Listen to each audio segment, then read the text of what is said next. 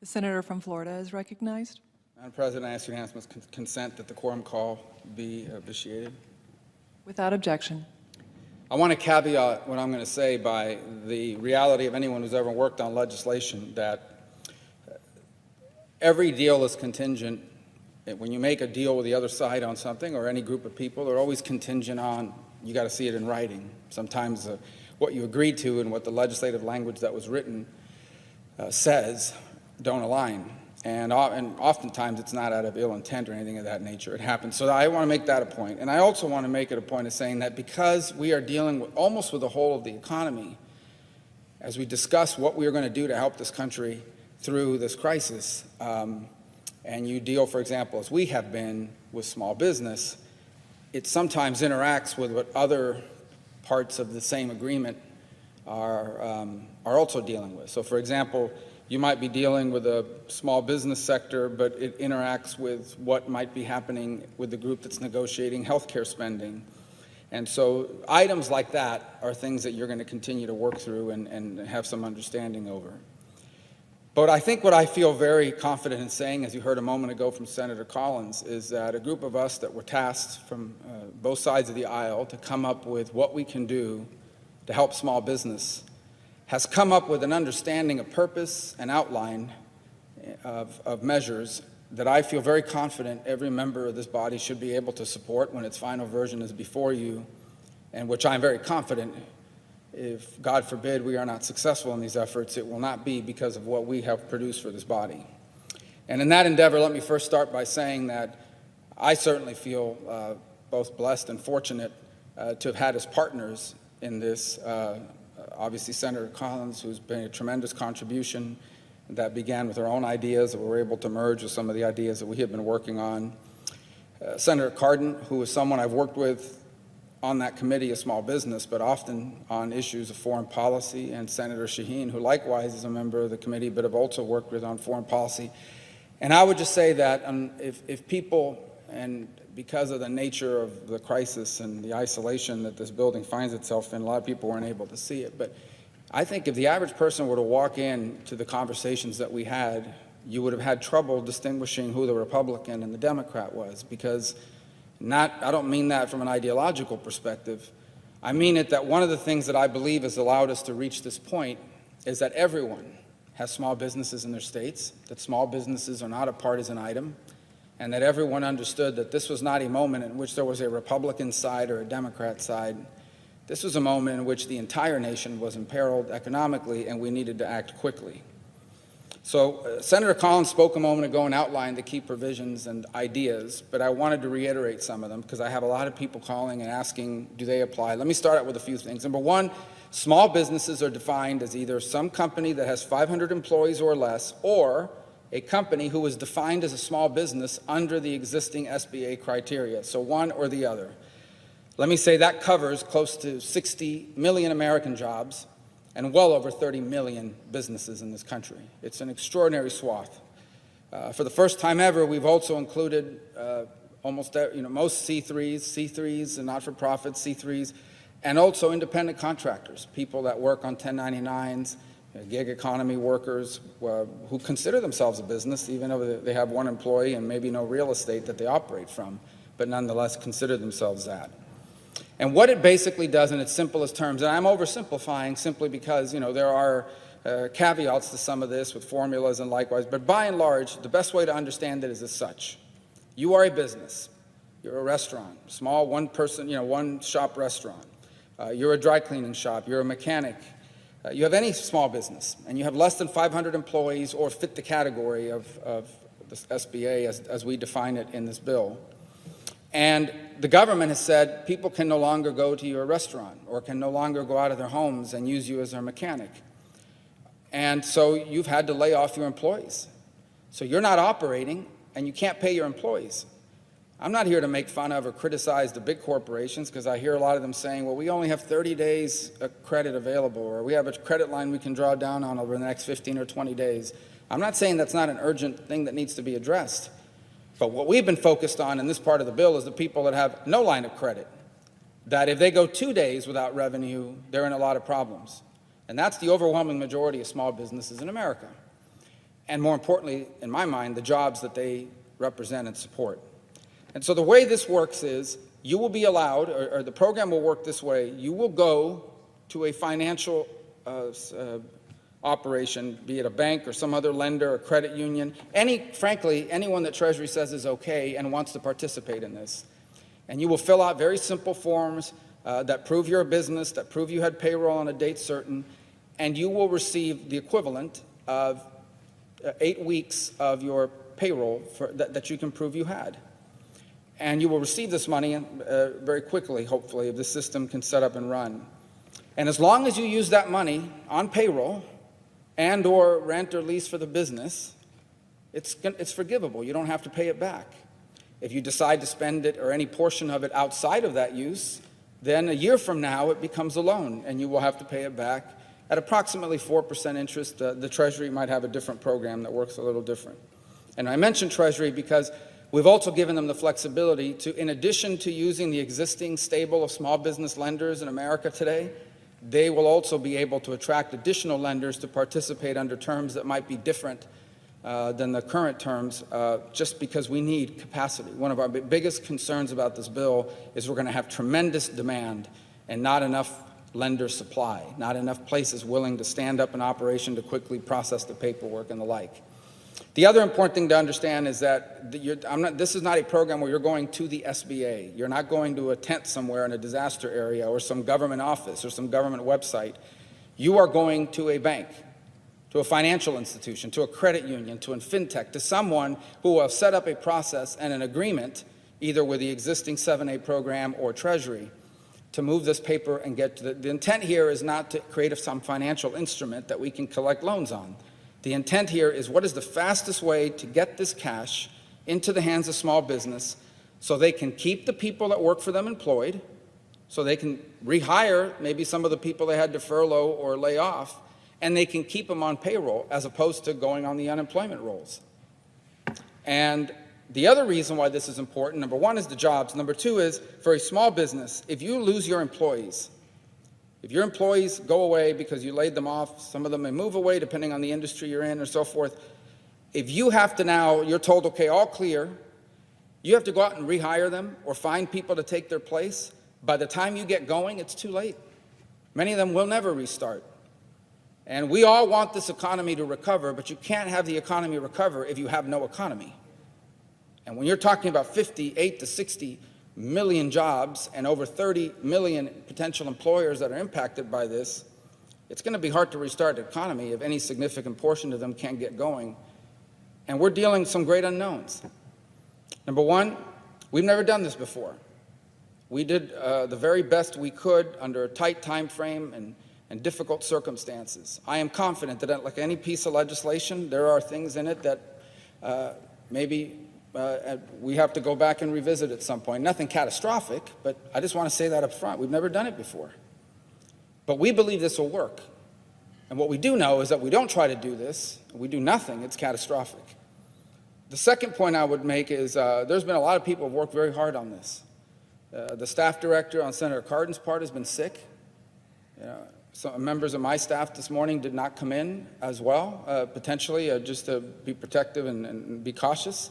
We're talking about a very small group of people that worked basically the last 72 hours straight on the SBA staff, on Senator Collins' staff, on Senator Shaheen's staff, my staff. Just a handful of people worked long hours on legislative draft. I know last night they were here till 3:45 or 4 in the morning, as they were the night before and the night before that. So there's been a tremendous amount of hard work done on this, and we're grateful for it.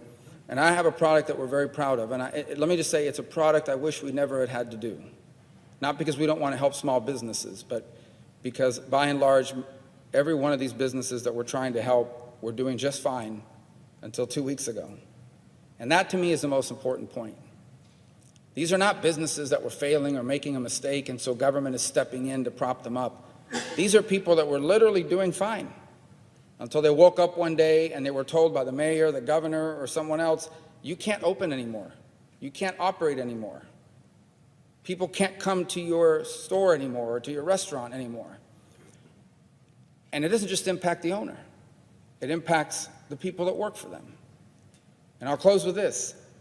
One of the unique things about small business is that in a small business, the owner of the small business is the president and the CEO, but they're oftentimes also the cashier, the stock clerk, the janitor, the driver, the accountant. They're an employee. And an enormous percentage of these small businesses, that small business is not just a place that makes money. It is the life dream and the life work of an individual or a family. And in many of these cases, the people that work for them are not the names and the numbers on a ledger. In many cases, these are human beings that have worked for them for 30 years, whose kids have grown up, them watching their kids grow up, who are like family to them. I've talked to some of these small business owners who have had to inform their employees tearfully that for the first time in 30 or 40 years, they won't be opening and they won't be able to employ an employee. People whose businesses have survived slowdowns, recessions, financial crisis, 9/11. In Florida, they've survived hurricanes, multiple hurricanes, all sorts of natural disasters. Many have been open virtually every day, even the day after these storms in many cases, until now. And the trauma is extraordinary for them. And now imagine the people I know of close friends, people I've known for a long time, who informed me that over a 72-hour period last week, the husband and the wife were laid off, their 2 adult kids were laid off, and the spouses of their 2 adult kids laid off. 6 people, 1 family laid off in a 72-hour period. And so they're sitting at home, everything's closed, they cannot go anywhere, and they don't have a job, and they have no idea when this will end, and when it does, if they even have a job to go back to. That is the story of millions and millions of people that are living through it right now. It isn't what the articles are about. It isn't what the arguing is about. It isn't what all the stories on cable television are about. It isn't what the snarky people on Twitter write about. But it is happening to millions and millions and millions of people. And they're scared, and they're worried, and they're going to get more scared and more worried as the days go by. I will say this. I hope the Senate can act as fast as possible on something beyond just what I've described in our part of this. Because tomorrow morning, all across this country, business owners, big and large, are going to make decisions. People who a week ago were talking about pay freezes and hiring freezes are now talking about layoffs. And maybe a few of them are holding on to see what we do or fail to do. But I caution everyone that if we do not get something done, if we think that we have the luxury and the benefit of time to play games and gamesmanship and bargaining and trying to get a little bit more out of the deal, in a few hours, some important businesses and a lot of small ones are going to make decisions about whether or not they are going to lay off and fire and let go of a bunch of people. We don't know what that number looks like tomorrow morning and in the week to come. Keep that in mind as we decide not just how we're going to vote in a few minutes, but what we're going to do here over the next few hours. We do not have time on our side. We do not have the luxury of time to negotiate. I think this is a process in which there's been a tremendous amount of input. I haven't been involved in all the other sectors, but I can tell you in ours, I'm very proud of the work of all these senators that we've worked with. And obviously, there's always a little bit of tightening you have to do as the language is written. But I believe that when it's all said and done, we will put before the Senate a product that will help millions of small businesses and tens of millions of American workers to be able to continue to draw a paycheck during this very difficult time. And I hope that will earn the support, as it should, of every member of the Senate and then every member of the House. Madam President, I yield the floor.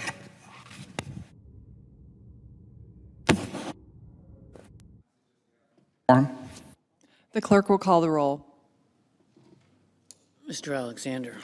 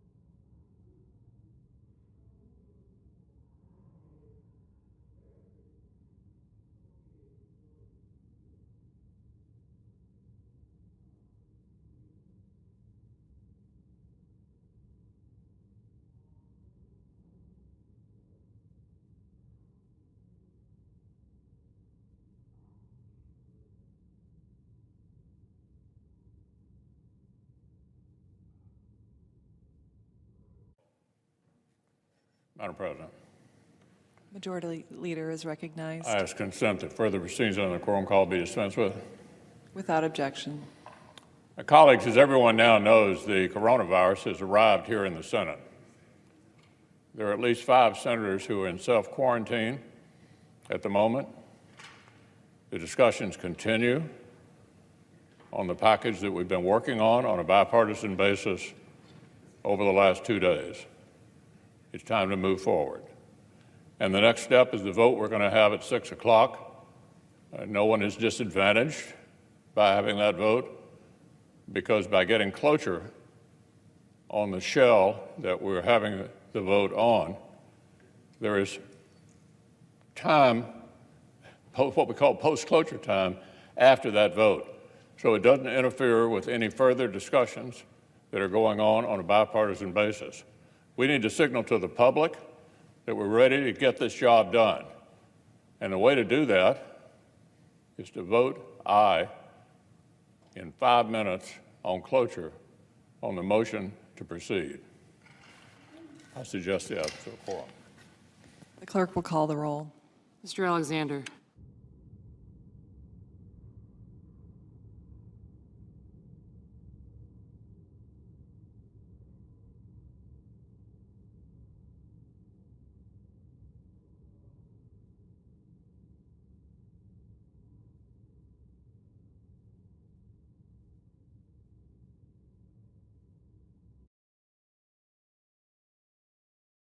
Cooperation of the Peruvian government, and we're also dealing with Honduras on getting some people out that got caught up, and we are working on that very well, again with the Honduran government's work, and they're working with us, so I appreciate that. We have a couple of other locations that we'll report to you, and we were able to get a young woman released from a certain area who was being horribly accosted, horribly treated. And we spoke to General Milley. General Milley took care of it. We went in and we got her out. And we'll report further on that one. But that was rough stuff. I want to thank General Milley. I want to thank all of the people that were involved and the people that went in to get her. I want to thank you very much. As we continue to marshal every resource at America's disposal in the fight against the Chinese virus, we're profoundly grateful to our nation's state and local leaders, doctors, nurses, law enforcement, and first responders who are waging this battle on the ground. It is absolutely critical that Americans continue to follow the federal government's guidelines, so important, about social distancing, non-essential travel, and hand washing. Defeating this unseen enemy requires the help and commitment of every single American. I want to just say that Senator Rand Paul, a friend of mine, he's been a great friend of mine. He's been always there when we needed him, when the country needed him. And as you know, he just tested positive. Jose Diaz-Balart, spoke to him yesterday, tested positive. And some people are, they're getting quite close to home. And it's a terrible thing that's going on. The hidden enemy, I call it the hidden enemy. And I think they'll all be fine. I hope they're going to be fine. But I just want to send our regards. And I think I can speak on behalf of our country to those two great friends of mine. We're working urgently with Congress on legislation to support the millions of workers, small businesses, and industries who have been hit hard by the virus through no fault of their own. Our goal is to get relief to Americans as quickly as possible so that families can get by and small businesses can keep workers on the payroll. This will help our economy, and you will see our economy skyrocket once this is over. I think it's going to skyrocket. It's a pent-up demand. It's a built-up demand, and I guess you really have to say who knows, but I think it's going to be a tremendous day when we win this war, and we will win the war. We want to win the war with as few, if you look at it, just deaths as possible. We want to have as few number of deaths as possible. Today I'm announcing action to help New York, California, and Washington ensure that the National Guard can effectively respond to this crisis. The National Guard, these are tremendous people. They're fully on alert. We've signed what we had to sign, and it's been activated.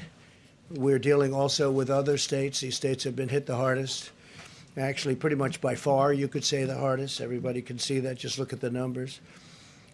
And through FEMA, the federal government will be funding 100% of the cost of deploying National Guard units to carry out approved missions to stop the virus while those governors remain in command. So the governors locally are going to be in command and will be following them, and we hope they can do the job, and I think they will. I spoke with all three of the governors today and just a little while ago, and they're very happy with what we're going to be doing because we'll be announcing some other things for those three states and some other states where it's hit the hardest.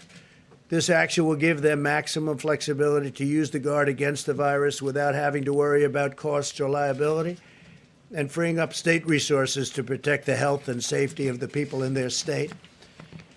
The federal government has deployed hundreds of tons of supplies from our national stockpile to locations with the greatest need. In order to assist in those areas, I approved the state of New York's request for a major disaster declaration, something which Governor Cuomo has been asking for and which I agree, and we had it done in very rapid fashion. We approved this on Friday evening, and we are working very, very hard to get all of these things not only signed up, but completed and finished and win. The request from the state of Washington for a major disaster declaration was approved just a little while ago. Went through the process, and we moved it very quickly. The request from the state of California was just received, and we will have it approved very quickly. We'll be working. I told that to Gavin Newsom, and we're working on getting that done very quickly. It'll be done maybe tonight. We have large quantities of medical equipment and supplies on the way based on all of this to those states, including respirators, surgical masks and gowns, face shields, coveralls, and gloves, with large quantities already delivered to Washington and to New York. In addition to large quantities of supplies, I've also directed FEMA to supply the following: 4 large federal medical stations with 1,000 beds for New York, 8 large federal medical stations with 2,000 beds for California, and 3 large federal medical stations and 4 small federal medical stations with 1,000 beds for the state of Washington. The governors know. The supplies en route to California and New York will be delivered within the next 48 hours.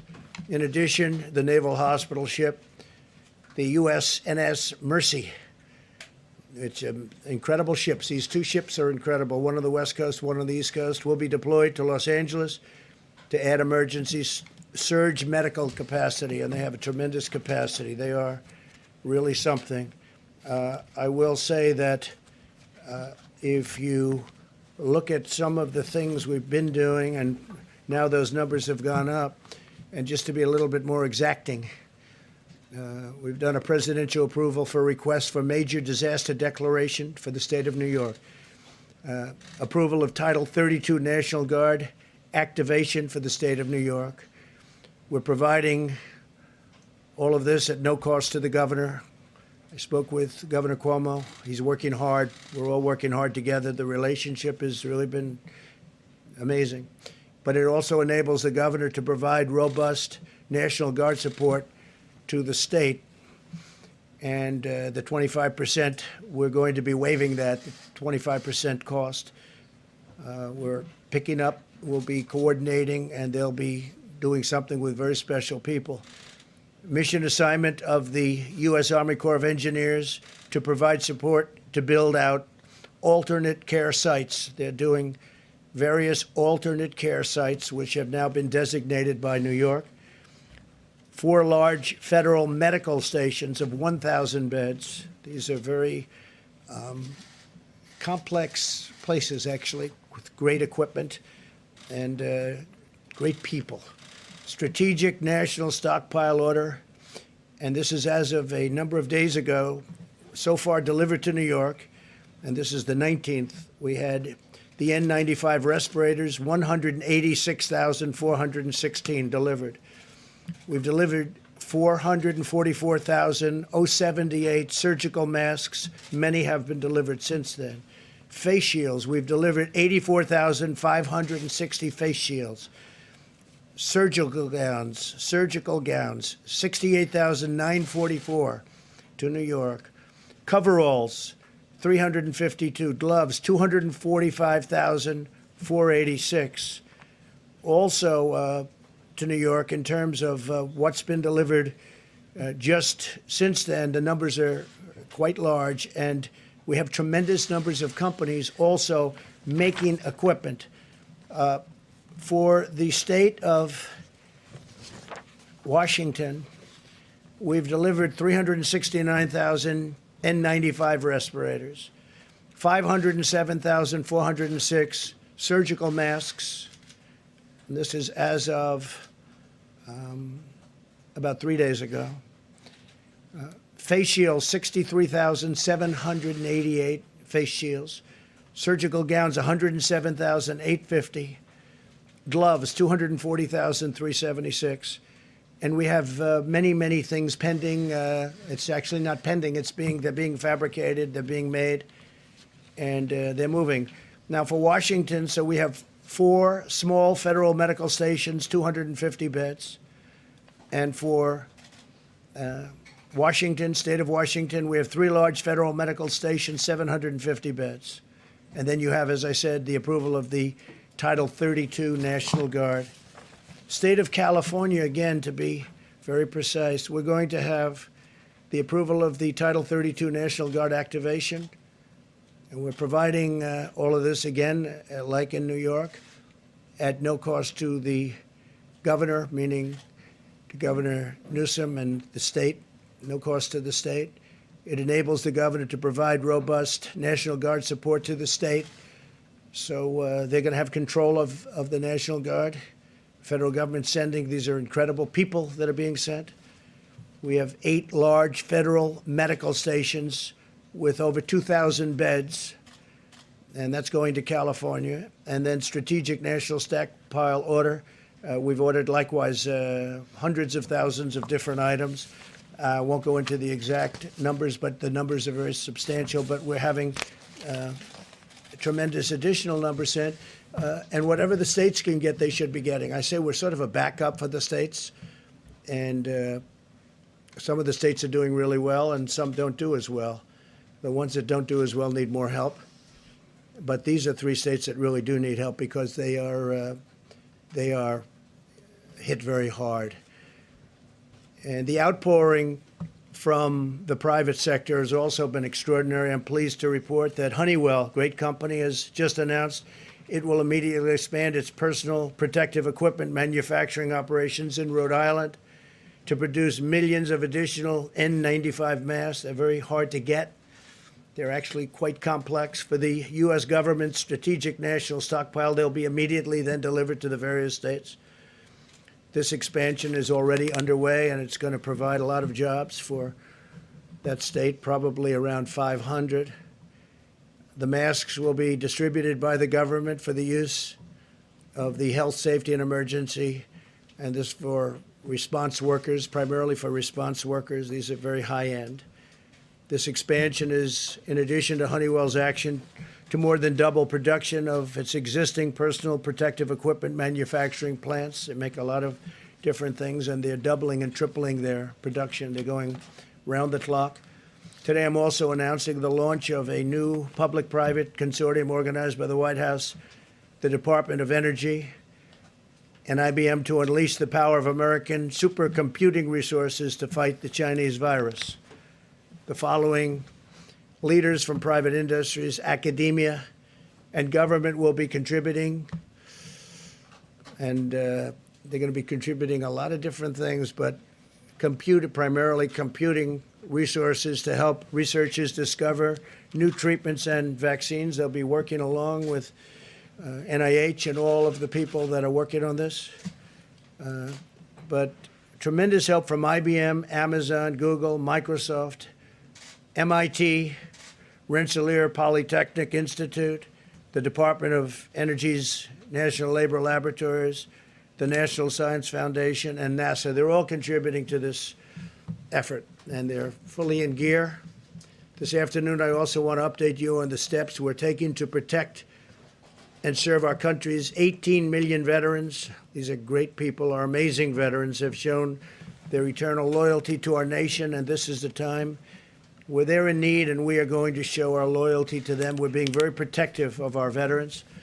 We're working on certain hospitals where we may be doing some work in Louisiana in particular and some other states, veterans hospitals.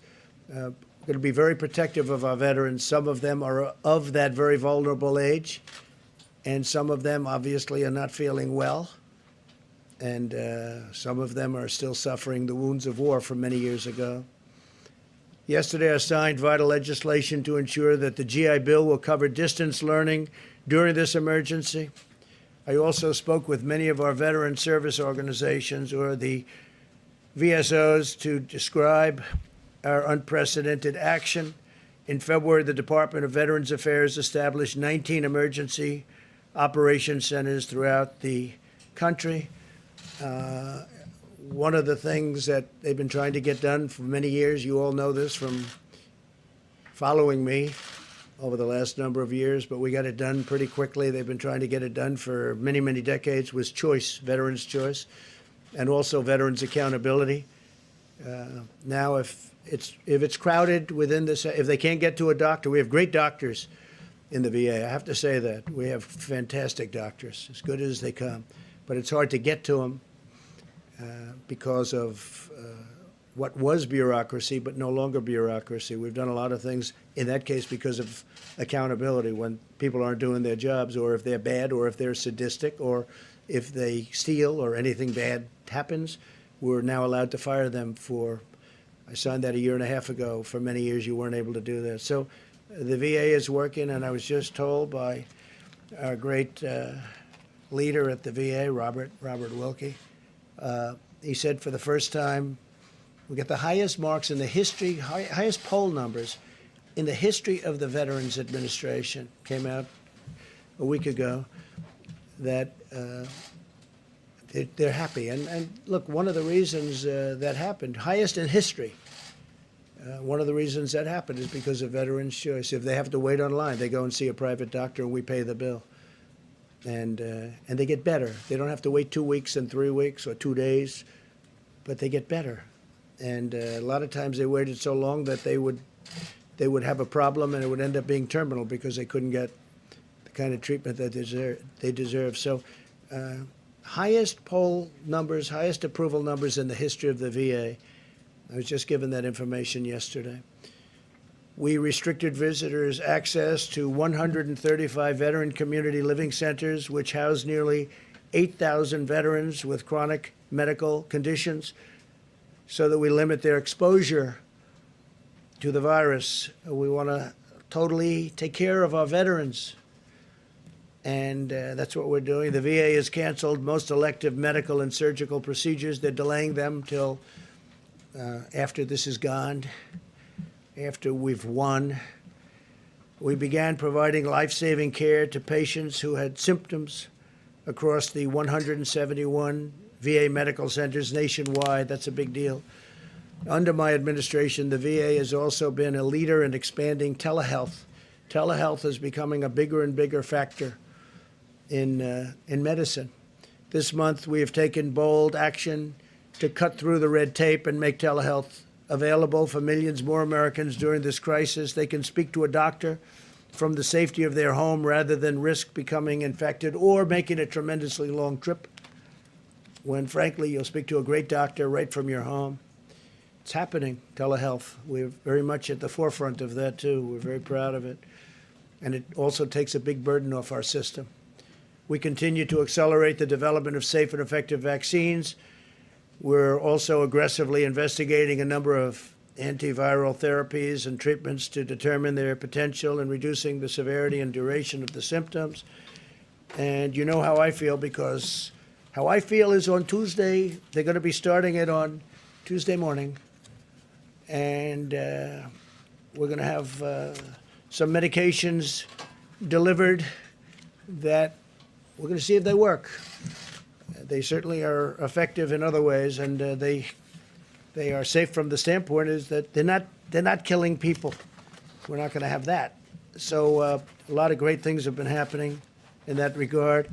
I just want to finish, and then we're going to ask a couple of people to say a few words that have been so much in the forefront of this incredible job that we've all been given.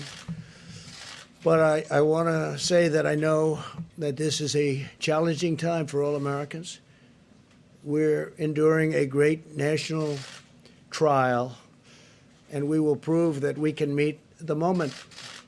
I want to assure the American people that we're doing everything we can each day to confront and ultimately defeat this horrible, invisible enemy. We're at war. In a true sense, we're at war, and we're fighting an invisible enemy. Think of that. For those of you who are feeling alone and isolated, I want you to know that we are all joined together as one people, eternally linked by our shared national spirit. We love our country, a spirit of courage and love and patriotism. No American is alone as long as we are united, and we are united. We're very united. People are saying things now that 3 weeks ago, they didn't talk that way. We're very united.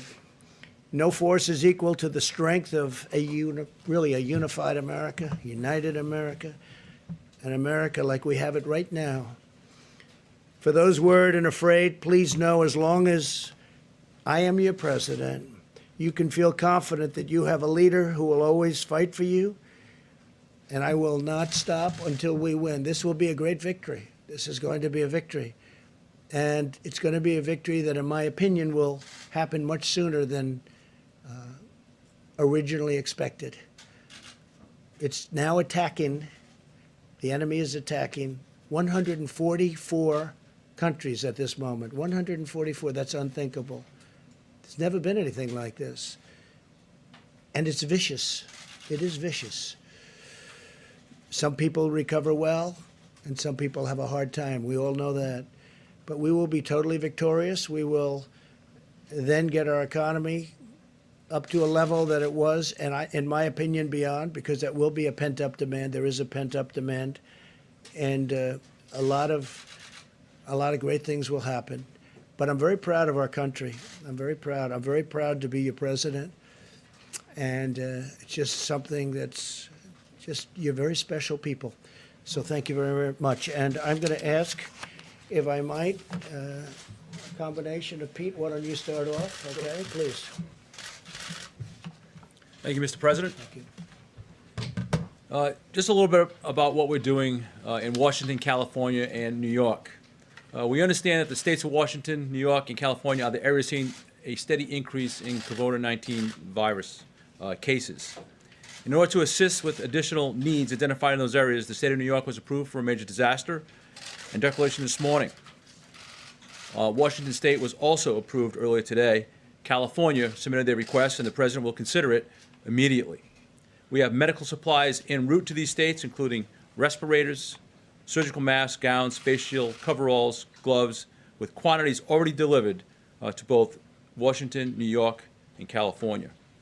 And we anticipate additional supplies to be delivered within the next 42 hours to all these states. Under President Trump's unprecedented national emergency declaration on March 13, FEMA is assisting state, local, tribal, and territorial governments, including reimbursing eligible emergency protective measures taken at the direction or guidance of public health officials in response to this emergency. All 50 states, the District of Columbia, 5 territories, and 2 tribes are working directly with FEMA under the nationwide emergency declaration for COVID-19. With the assistance of the FEMA regional administrators who are throughout the country, we are working to address the needs of state and local officials everywhere. States, tribal, and territorial governments do not need to request separate emergency declarations to receive FEMA assistance under this nationwide declaration. The emergency declaration does not authorize direct financial assistance available to individuals such as disaster unemployment assistance or other needs assistance at this time. Just a note on the USNS Mercy. Based on analysis of potential needs for hospital beds on the West Coast, the decision was made that the USNS hospital ship Mercy would have the greatest impact in California. The Department of Defense has been given direction to dispatch it to Los Angeles immediately. DoD has advised that the Mercy can get into position within a week or less of today's order. Even though there are more cases right now in Washington, the projected needs for beds in California is 5 times more that of Washington. The Mercy will be used to take pressure off local hospitals, other medical needs, and not for treating COVID-19 cases. And finally, a little bit about the National Guard. The federal government continues to take aggressive action and proactive steps to address the COVID-19 threat as we attack the health and safety, or protect the health and safety of the American people. It remains our top priority. The National Guard is especially posted and equipped to assist federal, state, local agencies while serving the public.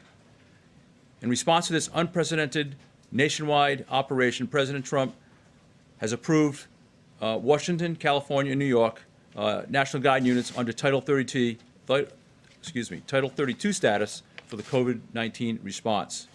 The President's action provide the nation's governors continued command of their National Guard forces, enabling states to use additional resources to meet the missions necessary in the COVID-19 response. The National Guard is a viable and responsive avenue to provide a much-needed asset that is state-managed and federally supported. And I want to be clear, this Title 32 activation does not federalize National Guard members. The National Guard is still under the authority of each governor. They will work in concert with the Department of Defense. And we've had a lot of disinformation circling, and I want to make sure it is understood that this is not martial law. The Department of Defense, by way of a mission assignment, will lead this task. And then finally, we continue to respond to hundreds of requests from governors across the country in filling all their critical needs. Thank you, sir. Thank you, Pete, very much. Peter Navarro? Thank you, sir. Thank you, Mr. President. Good evening. What I want to talk briefly about is the Defense Production Act. And to give you the overview here, using the full power of private enterprise and the full force of the federal government, my job at the White House is to make sure tactically, working with FEMA and HHS, the American people, particularly our healthcare professionals, get the gloves, the masks, and all of the personal protective equipment they need. And I can tell you, sir, that since you signed the Defense Production Act, my job's gotten easier. And let me explain why. The Defense Production Act, in this context, has 2 primary functions. One is mobilization of the industrial base, in this case, the public health industrial base, and the other is allocation of resources, both from the supply chain to the manufacturers and from the manufacturers to the end users, such as the healthcare professionals. Now, what we're seeing on a purely voluntary basis, based on the leadership of this administration, we're seeing the greatest mobilization of the industrial base since World War II.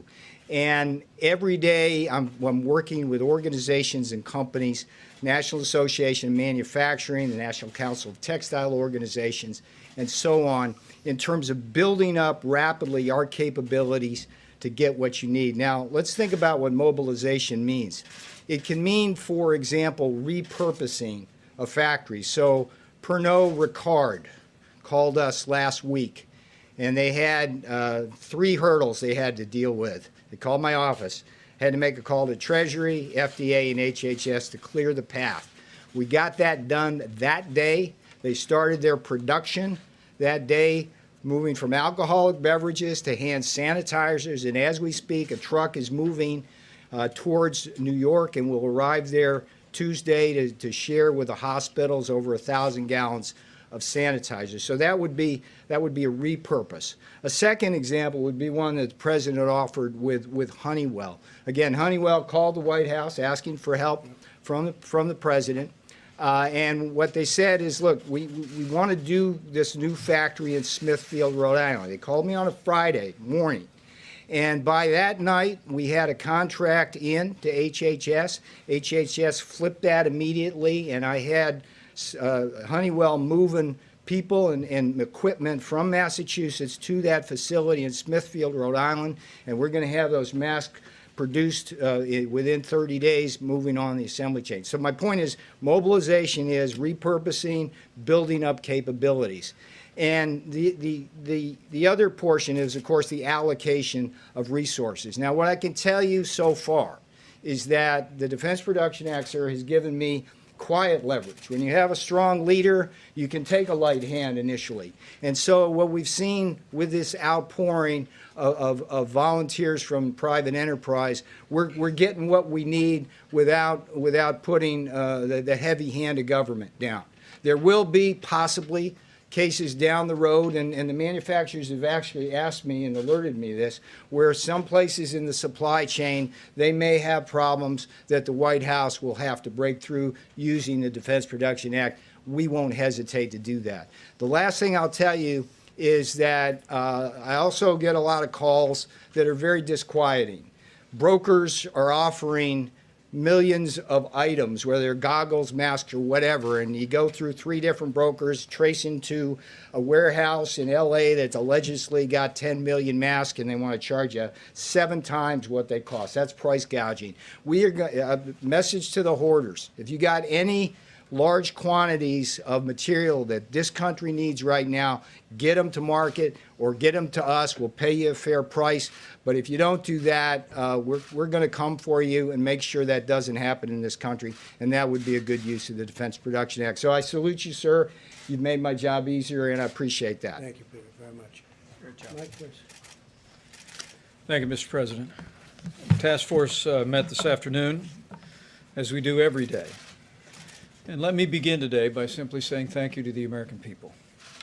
And thank you for the way that people across this country, 7 days into 15 days to slow the spread, the people in communities large and small across America are responding, are cooperating, are communicating, not just on behalf of their own health and the health of their family, but more importantly, on behalf of the most vulnerable among us. So on behalf of your president, and our entire task force, just thank you to the American people. I also want to express our appreciation to the governors across the country. President today just announced action in New York, California, and Washington State as the latest demonstration that this administration will do whatever it takes to support the leadership at the state and local level as the American people confront the spread of the coronavirus. The legislative efforts that are underway, being negotiated on Capitol Hill as we speak, the bipartisan spirit that's taking place there, that's reflected in all of our interactions with state leaders around the country, is a great credit to the nation. But it should be a great encouragement to the American people that your government at the federal level, at the state level, working with courageous healthcare providers all across America, are coming together to meet this moment. And that is the way our system works. It's extremely important that the American people recognize that one of the things that makes America different is that we have a system of federalism, and that by putting FEMA in the lead, the president has emphasized that our response to the coronavirus is in the anthem of FEMA, it is locally executed, state managed, and federally supported. We want the people on the ground, the decision makers, to have what they need. We want states to be able to manage the unique circumstances in their states. And whether it be the legislation moving through the Congress or the efforts the president announced today, major disaster declarations, Title 32 on the National Guard, resources flowing, hospital beds flowing, we're going to continue to make sure that our states have what they need to meet this moment. Our task force continues to focus on the priorities the president's given us. They are testing, mitigation, and supplies. And on the subject of testing, as is evident to people across the country, testing is more and more available every single day. We'll be detailing tomorrow from this podium the progress that we are making on tests. At this day's reporting, 254,000 Americans have been tested and received results in coronavirus tests. with slightly more than 30,000 actually testing positive. There's a bit of an encouraging word in that for every American. Remember, everyone that's being tested now, with the exception of our healthcare workers, are people that have symptoms that make them think they may have the coronavirus. And as our numbers come in consistently, because the 254,000 does not include all the local hospitals or all the local labs in our states, it's working out to be about 1 in 10 Americans who've been tested who thought they had coronavirus actually had it. 9 out of 10 did not. But we'll continue to roll out the testing to provide that resource to the American people. And we're working to make testing happen faster. We expect from word from the commercial labs that we should be caught up on the backlog in testing by the middle of the week. And we are urging today, on the President's behalf, that all labs would prioritize inpatient testing. Let me say again, to all of the commercial labs in the country, you will receive guidance from HHS tomorrow. But on behalf of the President and the White House Coronavirus Task Force, we are urging all commercial labs to prioritize inpatient testing. We want people that have been checked into a hospital that are being treated for what they suspect to be coronavirus to receive those tests more quickly. Also, I'm pleased to report that yesterday the FDA approved an emergency authorization on a new test that should be in production by the end of March. It actually would be a coronavirus test, the results of which come back in 45 minutes. And we're also working, the FDA is working with manufacturers around the country to come up with even faster, more innovative tests. And as we told our governors in several calls this week, governors and state health officials should simply contact FEMA for the latest information on testing solutions. Let me also say, tomorrow when we gather at this podium, we'll be unveiling, with Dr. Bob Redfield in the lead, new guidance for people that work in law enforcement, first responders, people that work in what we call critical infrastructure in the country. It was in early March the CDC issued guidance for people that were asymptomatic or did not have symptoms, but who had been exposed to someone with coronavirus. We gave them guidance about being able to return to work wearing a mask for 14 days. And tomorrow at this podium, CDC will unveil, in cooperation with the Department of Homeland Security, new guidance which will make it possible for people that have been exposed to return to work more quickly by wearing a mask for a certain period of time. Let me also amplify a point on behalf of the President and on behalf of the State Department about Americans abroad. You know, one of the reasons why the United States is in a different position today than portions of Europe are, and China and elsewhere, is because the President suspended all travel from China. He suspended travel from Europe and the UK and Ireland. But the State Department is working around the clock to assist Americans who may find themselves overseas. They're able to come home. There's no barrier to Americans coming back to American soil. They're screened when they come home through a series of airports. But we're aware that with flights being canceled, some Americans have found themselves unable to find a way home. And as the President said, we've been working very diligently through the State Department to make it possible. Their commercial flights have been chartered. We're also working with the military for a backup on flights. At this point, the State Department has brought more than 3,000 Americans back home. But speaking to the Secretary of State today, he wanted me to share a website and a phone number for any American that might be looking on from overseas. You can call the Smart Traveler Enrollment Program at 1-888-407-4747. Or you can go online at step.state.gov. This will allow our embassies and consulates to gather important information about your situation and work to facilitate to bring you home. Let me say finally, as I began, let me close. As the chairman or the leader of this White House Coronavirus Task Force, we are 7 days into 15 days, and the American people are responding. Because as we speak about supplies, as we speak about testing, the most important thing every American can do is heed the guidance and the direction from your state and local officials, particularly in areas where we have widespread coronavirus infections. But for every American putting into practice these measures that the President alluded to at the very beginning of his remarks is a way that we can do this, America. That we can lessen the magnitude of the coronavirus in our country with the cooperation, compassion, generosity, and prayers of the American people. We can slow the spread, we can protect the most vulnerable, and we can heal our land. So let's do it, America. Thank you, Mike, very much. Thank you. Thank you very much, Mike. So just a couple of little things that will take some questions. Maybe you will have some, maybe you won't. That'll be a shock. You'll shock the American public. But I have to say on the testing, if this works out, and we think it might, the new test will be a very simple one, much easier than the existing test, which is quite complex and not a lot of fun to take. And this will be a game changer. But remember, we inherited a broken, obsolete system. It was good for a small number of people, but not good for the millions of people that we're talking about.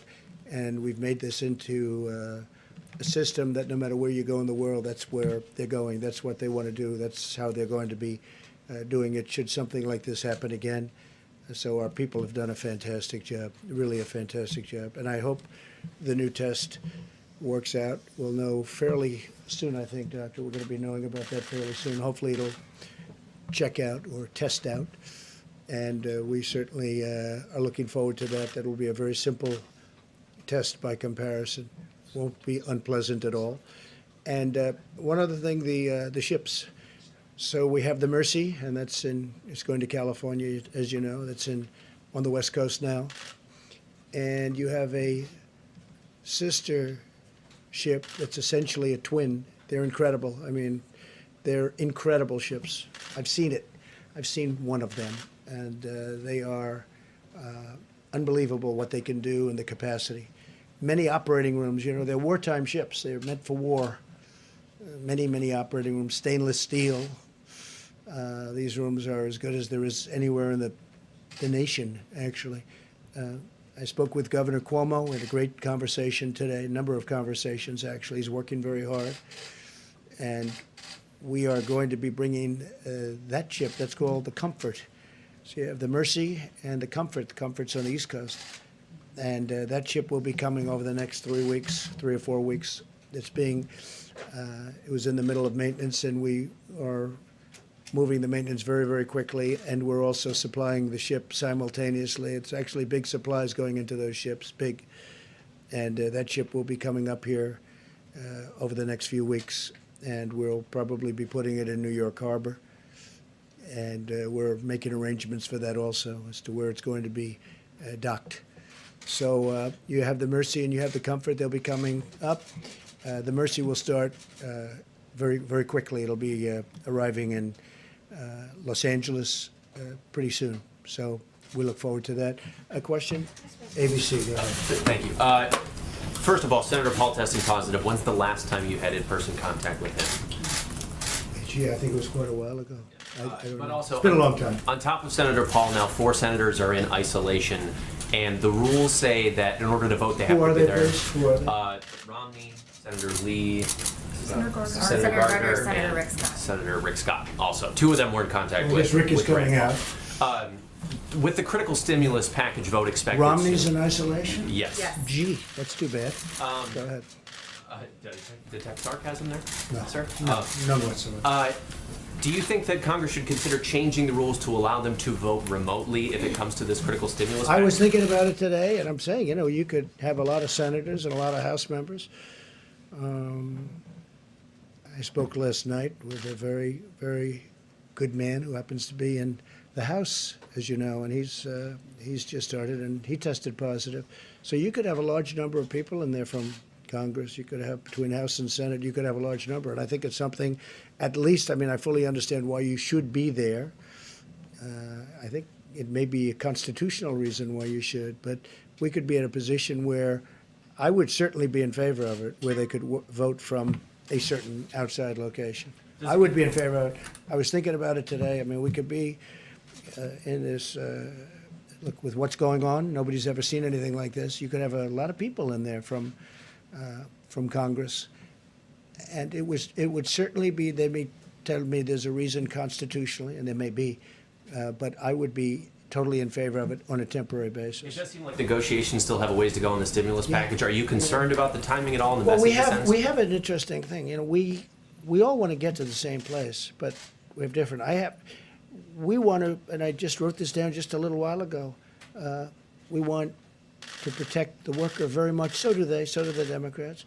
We also want to protect the worker through their companies. We don't want to necessarily. We're going to help the worker anyway, but ideally they can go back to one of their great companies. You know, you have great companies that are in financial trouble now, and we need money to help those companies so they get back into where they should be, health. You know, most of these companies 4 weeks ago were having the best year they've ever had. Last year was the best year, almost all of them, other than Boeing, which is incredibly had problems, big percentage of GDP. But we have to be able to work with Boeing. Boeing was a great company and will be a great company again, I think, shortly. So we have to work with the companies, and they don't want to do that. It's crazy. They don't want to do that. I don't want stock buybacks, so I don't know where the problem is there, but I know that's one of the things that they're talking about. I do not want stock buybacks. I don't want to give a bailout to a company and then have somebody go out and use that money to buy back stock in the company and raise the price and then get a bonus, okay? So I may be Republican, but I don't like that. I want them to use the money for the workers. I want them to use the money for the company, to help the company in the airline business to take care of their planes and all of the things they have to do, including buying new planes. But I don't want stock. I don't want to have any stock buybacks. The Democrats are with me. I don't know what the problem is on that one because I can't imagine that is too tough. We want to be able to take care of our people. You're going to have things coming up. We're going to have some of the elements that they're talking about. They're down to, I mean, literally 95% of things that you would think that they wouldn't agree, and you'd think the Republicans wouldn't agree to it. And unemployment, as an example, is one of the things they talk about, and unemployment insurance. I think we're very close on that, but, you know, right now they're not. So right now they're not there. But I think that the Democrats want to get there, and I can tell you for a fact the Republicans want to get there. And I don't think anybody actually has a choice. It's a bold package. It's a big package. We do have money for, one of the things is we do have money for saving small businesses. I don't imagine the Democrats, because we have a lot of money set aside for small businesses. We also have a lot of money set aside for big businesses. You know, the big, powerful companies that were powerful 4 weeks ago, and today they're overextended. Look at the cruise line. That's a tremendous business, a big business, very important to Florida. And it's unthinkable a month ago. Just unthinkable. They were setting all sorts of records. They're building new ships. We can't let the cruise lines go out of business. I mean, that would be massive numbers of jobs for our country, and actually for the world. But for our country, it's a massive business, and it doesn't take much to keep them going. So we have to provide for that. But I think both the Democrats and the Republicans are agreed that we have to take care of our workers, and we're going to be doing that in numerous ways, including a substantial cash payment. Yeah, please. When it comes to the Defense Production Act, we know that governors across the country all day today were pleading with you to utilize the DPA, saying that they need it specifically for that allocation piece that you mentioned, Mr. Navarro. Okay. Why not use it now if that would answer their pleas for help? Well, we are using it now. The fact that I signed it, it's in effect. But, you know, we're a country not based on nationalizing our business. Call a person over in Venezuela, ask them how did nationalization of their businesses work out? Not too well. The concept of nationalizing our business is not a good concept. But I'll tell you why. As Peter said, we may have to use it someplace along the chain, but we're getting calls. Here's the beauty of it.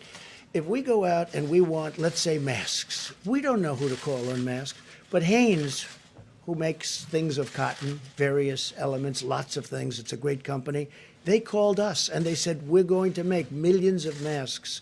We got a call today from 3M. There's a big article today, the head of 3M. They're going to make tremendous products, and they're more or less in that business. And if they're not, like, for instance, General Motors spoke to us, Ford spoke to us about doing ventilators. The beauty is they're calling us. If you go the national route, nationalization route, we're going to tell a company to make a ventilator. They don't even know what a ventilator is. In the case of one company, they used to make them years ago, and they know how to make them. You know, it's a very complex piece of equipment, frankly. So what we're doing is, I think Peter said it maybe better than anybody's going to say it. We have the threat of doing it if we need it. We may have to use it somewhere along the supply chain in a minor way. But we have millions of masks being done. We have respirators. We have ventilators. We have a lot of things happening right now. So just the threat of using it. But using it's actually a big deal. I mean, when this was announced, it sent tremors through our business community and through our country. Because basically, what are you doing? You're talking about you're going to nationalize an industry, or you're going to nationalize, you're going to take away companies, you're going to tell companies what to do. The truth is, most people, nobody would know where to start. There are companies out there that you wouldn't think of that have called us that say, we can do ventilators, we used to do them years ago, and they can do them in large quantities. If I call companies and say, you build ventilators, they don't even know what a ventilator is. So it's really working out very well. One of the reasons I read the numbers to you is because we've given vast numbers of just about everything. We've taken it out of our supply, and we're restocking our supply. But we're really backing up the governors. The governors have to go out, do their things, and you have a lot of governors, they've done a fantastic job. You have some that haven't. Usually it's the ones that complain that have the problems. But we've had a great relationship, as an example, with Governor Cuomo, with Governor Newsom. We've had a great relationship with the state of Washington. Those are three hotbeds. Now, we're also dealing with other states. As the Admiral said yesterday, we're dealing with all of the states, actually, in one form or another. Some are very affected in a very minor way, where you have 2 people or 3 people. And I don't even mean deaths, I mean literally cases. And that's different than New York, where you have, you know, tremendous, where everybody, I lived there for a long time, everybody's extremely close, it's tight. And you have a lot of cases in New York. And we're helping Governor Cuomo. We're helping Governor Newsom. They've been total gentlemen. They want to get it done, and we want to get it done. But doing it the way we're doing it is much better. It's really much better. But in terms of this, I'm asking about the supply chain. It's about allocation, not about manufacturing. So the companies, it's not about nationalizing the companies, it's about the allocation. We coordinate with the states, and we are coordinated with the states. And for the most part, the coordination's been very good. Look, 3 days ago, I had a phone call with all the governors. I actually allowed the press to stay. They weren't supposed to stay. And one person in the media said, that was surprising. It's actually a little risky doing that, because we had Democrats and we had Republicans. And, you know, they're politicians, and they always have something to say.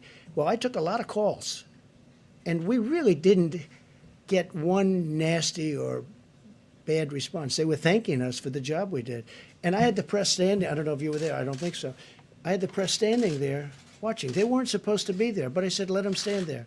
The governors were very complimentary, very, very complimentary. And I watched over the last few days Governor Cuomo. I watched Gavin Newsom in California. I watched both of them, and they've been, you know, very complimentary. And those are really the hotbeds. And so we want to keep that going. I'm very proud of this country, and I'm frankly very proud of a lot of the politicians that normally we're fighting with. We have different views on things, you know, a little different view. But we're going to get to the same place. We have different views, but we're going to get to the same place. Yeah, please. Yes, I wanted to ask if you're considering an executive order to free elderly, nonviolent criminals from federal prisons. We have been asked about that, and we're going to take a look at it. It's a bit of a problem. But when we talk about totally nonviolent, we're talking about using totally nonviolent prisoners. We are actually looking at that, yes.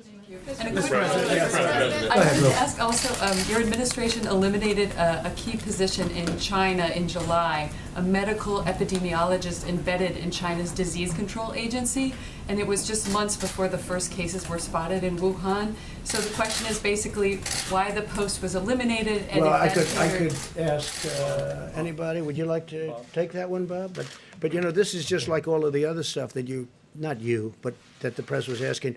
All of which turned out to be, we actually gave CDC more money, not less money. They said we defunded. It turned out it was more money. Every one of those things that were said were 100% wrong. And this sounds like another one of them, but anyway, go ahead. Yeah, as you know, CDC has offices all around the world right now to do our function to detect and prevent and respond to outbreaks where they occur. The China office is actually being augmented as we speak, and we've been embedded there for over 30 years. There's a reason they call it the Chinese CDC, because we've had that productive partnership. Mr. President. And I wish, again, our relationship with China is a very good relationship. I wish they told us 3 months sooner that this was a problem. We didn't know about it. They knew about it, and they should have told us. We could have saved a lot of lives throughout the world.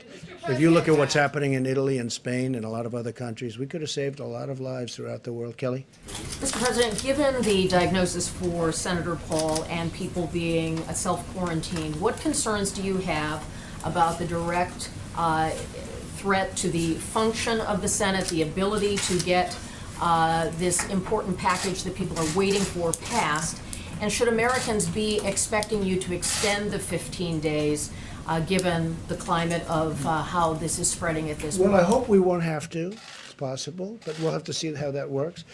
As far as the Senate is concerned, we are looking at some of the folks are feeling very good. Some are quarantined, but they're negative. They may be totally fine, okay? Others are positive. We're just finding this now for the first time. I mean, over the last 2 days, we found that. Do you see it as a threat to the aid package that Americans are waiting for? No, I don't see any threats at all. Honestly, I don't see any threats at all. It'll all work out. It is a question, and a very good question, I thought, that we are considering. Now, I don't know if you can do it constitutionally, but we are considering letting people vote, senators, congressmen and women, vote from a separate location, from a outside, namely a hospital or a home, depending on where they are. So we are looking at that.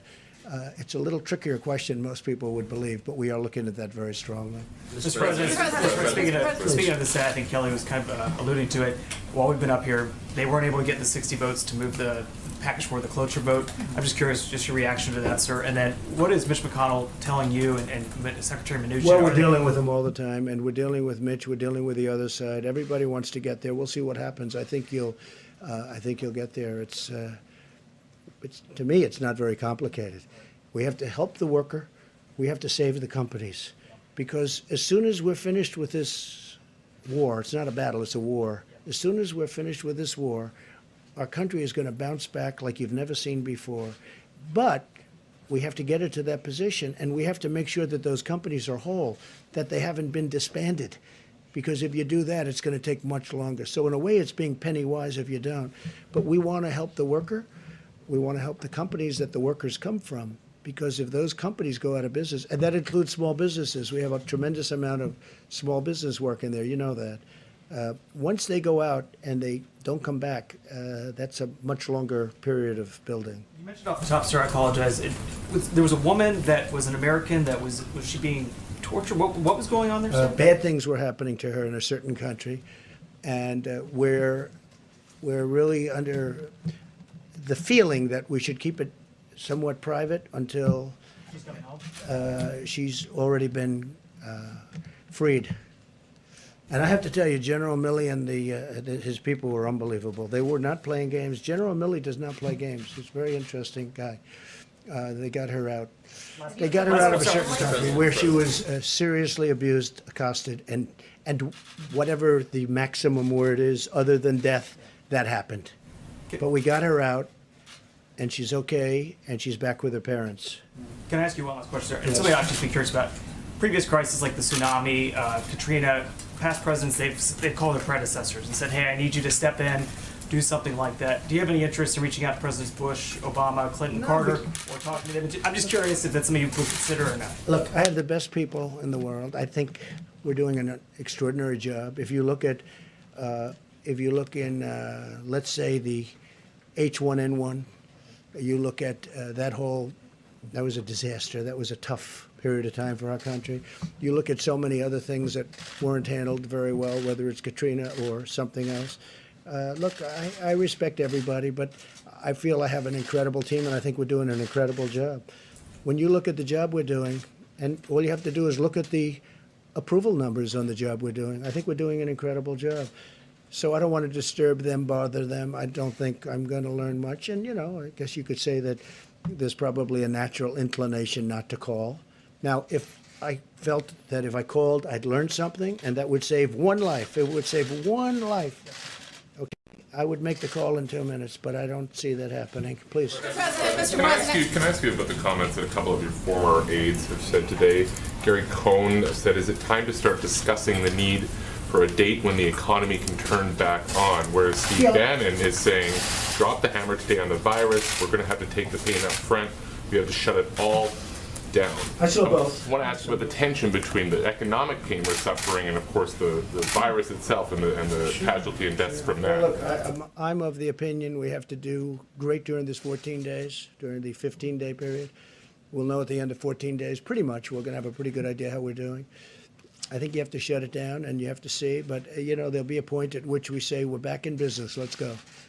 Those two statements are not mutually exclusive. You understand? I saw both of them today. Well, I think and they intermesh. For more of a shutdown well, than we are now. He is calling for a faster, just a brutal shutdown, and then open up maybe a little bit faster. So there's that fine line. Look, we did a big shutdown when we wouldn't allow people from China that could have been very seriously infected. That were. When we cut that off very early. And then we cut Europe off very early, as you know. So that was also very When do you start opening Main Street well, back I up? can't tell you that. What I have to say is that I think we're going to have good results. I think the American people have been amazing. I think our stimulus package will get done, and it will be a tremendous package. We're really not, they may not have gotten those votes, but they're very close to getting a deal done. So I'd be surprised if they didn't. And if they don't, I think, frankly, the American people will be very upset with the Democrats because the Republicans are ready to approve a deal. So the only reason a deal couldn't get done is pure politics. Yes, Mr. President, despite your differences with New York City Mayor Bill de Blasio, he says that the city is going to run out of basic hospital supplies by April. How do you prevent New York City from becoming the next Italy? Well, he should have, the hospital systems in various places. Some have been stocked and ready to go for nothing for this, nothing. This is beyond anything that anybody ever thought possible. I think you could really say this. Nobody can really, doctor, nobody can really say, oh, gee, this will happen. This is a very unique, and hopefully it will be unique for, many, many centuries, for a long time. Hopefully we don't see this again. But again, the systems are supposed to be ready, willing, and able. They're supposed to be ready to go. We are helping them a lot, and I have great love for New York City, and I have great love for New York State, and we're going to help them a lot. I was just saying, we're sending our ships up there. We're sending more than just this ship. We may be using, if we need, we'll be using some of the cruise ships that you've been reading about. We'll be using them also because they're very immediate and very quick. They can be there very quickly. We have good docking systems in the places that we're talking about. So we may be using some of the cruise liners that we're talking about. But no, I think Bill de Blasio is working very hard. I think he's trying very hard. It's a tough situation for him and every mayor because nobody's ever seen the scale. When you hear you've given millions of masks and you've given hundreds of thousands of masks in a certain short period of time, and then you hear they need many, many more. One of the things they have started with respect to masks is the sterilization process. Some are really, it works very well. Others aren't really set up that way. You throw them out. But we have a sterilization process that's working very hard. Speaking of that, hand sanitizers, when you asked the question on the companies and what's going on, we have many companies now, companies that made whiskey, that made alcohol. They've now gone very quickly into the hand sanitizers and all of, you've been reading about 3 or 4 big companies. We're doing incredibly well on that. There was no way if you took the existing companies that something like that could happen. But it happens almost, they'll call Peter Navarro or they'll call somebody. In one case, they called me. They said, we can do this, we can do that. We've had a lot of those calls where companies want to, there's a company in New Hampshire, a great company, they want to make ventilators. I'd never thought of them for ventilators, but they do make metal equipment and things out of metal. They'll be great. They'll make a great product. So, Peter, I think you're seeing a lot of that, right? Yes, sir. Yes, please. Mr. President, the bill that is being contemplated by the Senate right now has a fund that has hundreds of billions of dollars for the Treasury Department to use to bail out states and localities, as well as specific industries such as cruises and hotels. Will you commit publicly that none of that taxpayer money will go towards your own personal properties? Every time I do it, like for instance, I committed publicly that I wouldn't take the $450,000 salary. It's a lot of money, whether you're rich or not. It's a lot of money, and I did it. Nobody cared. Nobody said thank you.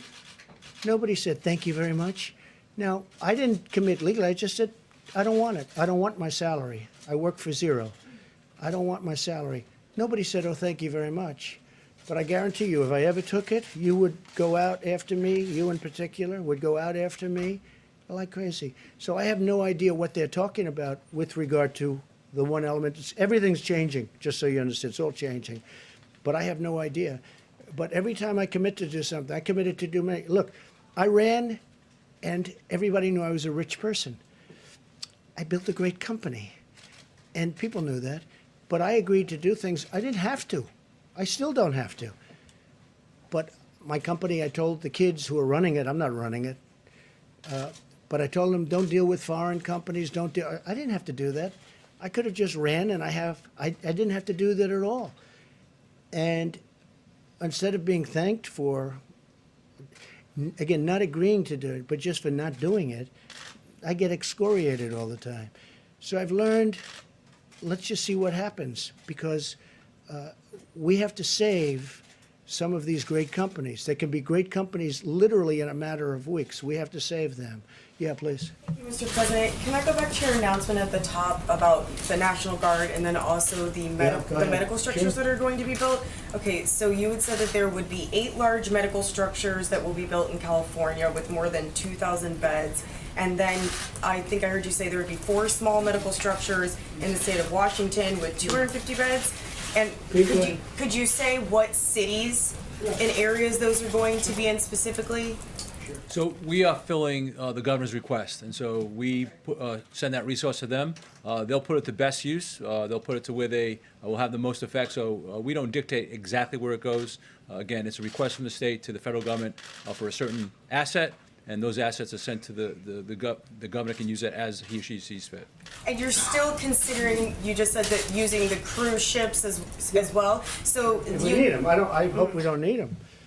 I hope you're going to have great luck on Tuesday morning.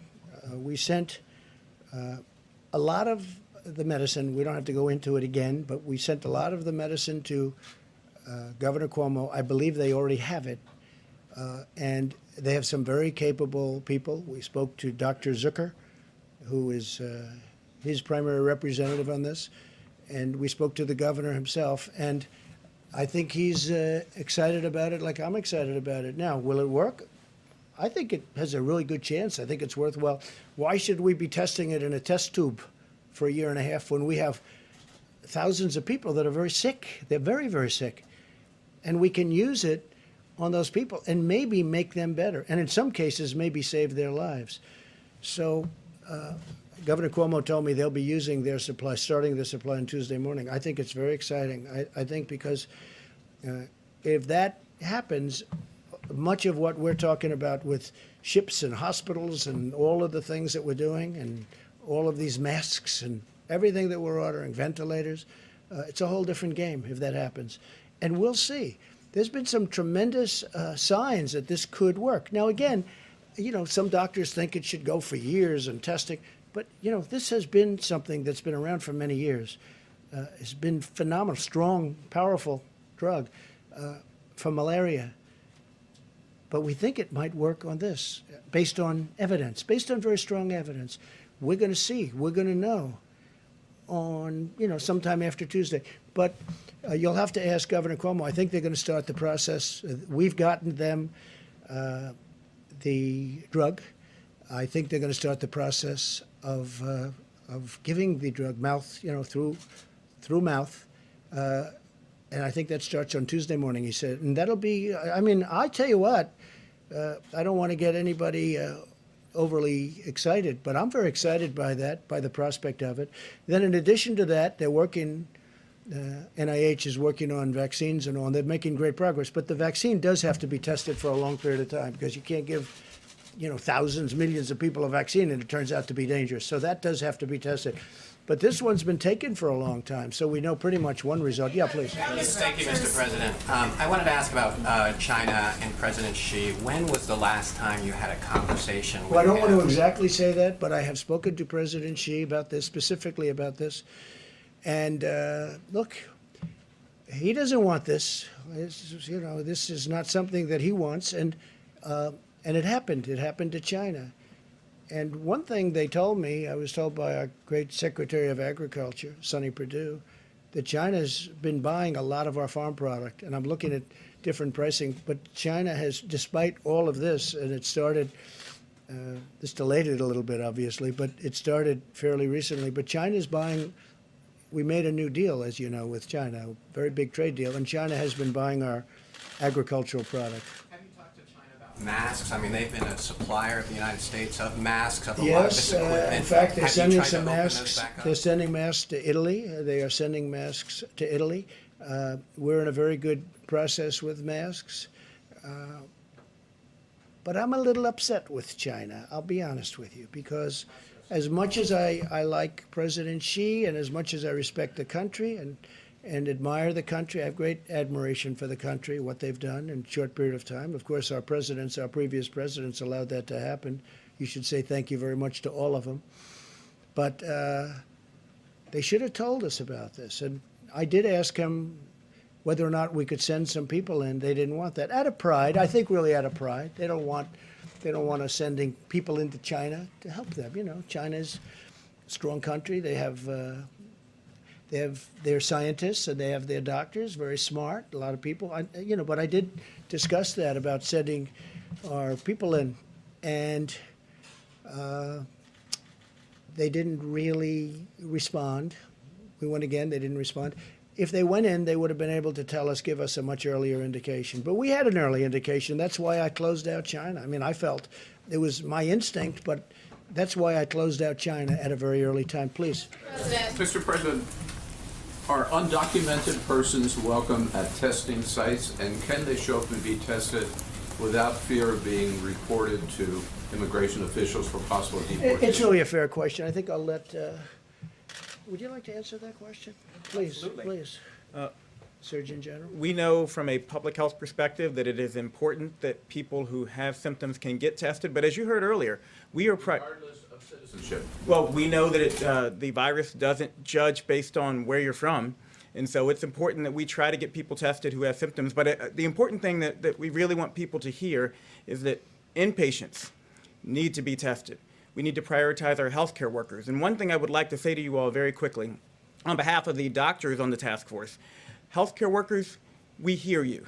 We hear you, and we absolutely are prioritizing your health and safety, making sure healthcare workers can get tested, inpatients can get tested, people at highest risk. But to answer your question, yes, we absolutely want to make sure people who have symptoms who could be spreading it can get tested. Mr. Question. Surgeon General. Department of Homeland Security addressed that issue a few days ago. Customs and Border Protection actually issued guidance that absent certain circumstances, Customs and Border Protection does not target emergency rooms or health clinics.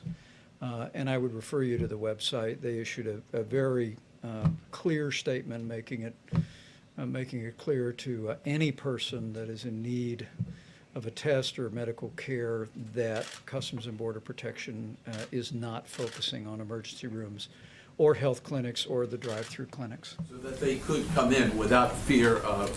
Yes, I'll answer that. And if that's not the policy, I'll make it the policy. And I was just saying, as Mike was saying that, the answer is yes, we will do those tests because I think in that case it's important. I think that if you could say illegal alien, you could say illegal immigrant, you could say whatever you want to use your definition of what you're talking about. We're all talking about the same thing. Yes, we will test that person. Because I think it's important that we test that person, and we don't want to send that person back into wherever we're going to be sending the person, whether it's another country or someplace else, because, we're now bringing them right out of our country. But yeah, we will test those people. Okay? Mr. President, question for the Surgeon General. Yeah, please. Sorry, Mr. Surgeon General, a question for, we were talking about this before the briefing. A lot of folks, they're watching TV, they're reading up on this constantly. If you are not, somebody who's got a pre-existing health condition, but you all of a sudden you go, all of a sudden I just don't feel 100%. And then your mind just starts playing with you, right? You think, oh my God, I coughed 3 hours ago. Was that a first sign? When should those people really start to say, okay, maybe I need to call the doctor? Because you don't want to flood them. But a lot of people that are probably healthy right now are thinking, whoa, wait, that's all I'm hearing about. That's all I can think about. When should I either call a doctor or get tested? You need a test? Well, I hope not. I asked you before you came in if they'd been temperature checked. You better not. The Vice President gave an important statistic this morning. Only 10% of the people who have symptoms who've been tested actually tested positive for coronavirus, meaning 9 out of 10 people who actually likely had symptoms do not have the coronavirus. So I want people to understand that so that they are reassured. I also want to direct people to a website we've been telling them about all the time, coronavirus.gov. Coronavirus.gov has information to walk you through the symptoms, fever, cough, shortness of breath, body aches, and what to do if you have symptoms or you're worried. The most important thing we can tell people is call your healthcare provider, talk to your healthcare provider. Information is at coronavirus.gov to walk you through when to come in and when and what to do. And Mr. Vice President, you got tested yesterday. I'm just curious, sir. Can you tell us what that was like for you? A lot of people are going to be going through this. What were you standing by the phone? Were you just having an iced tea? I mean, what did you? Yeah, what was that like? And what did you do to kind of kill that time to keep your mind at ease? He wasn't. The test was very quick, but it goes a fair amount up into your sinuses, and it's not comfortable. And that's the reason it probably is a good opportunity to say again to any American looking on. If you don't have symptoms, you don't need a test.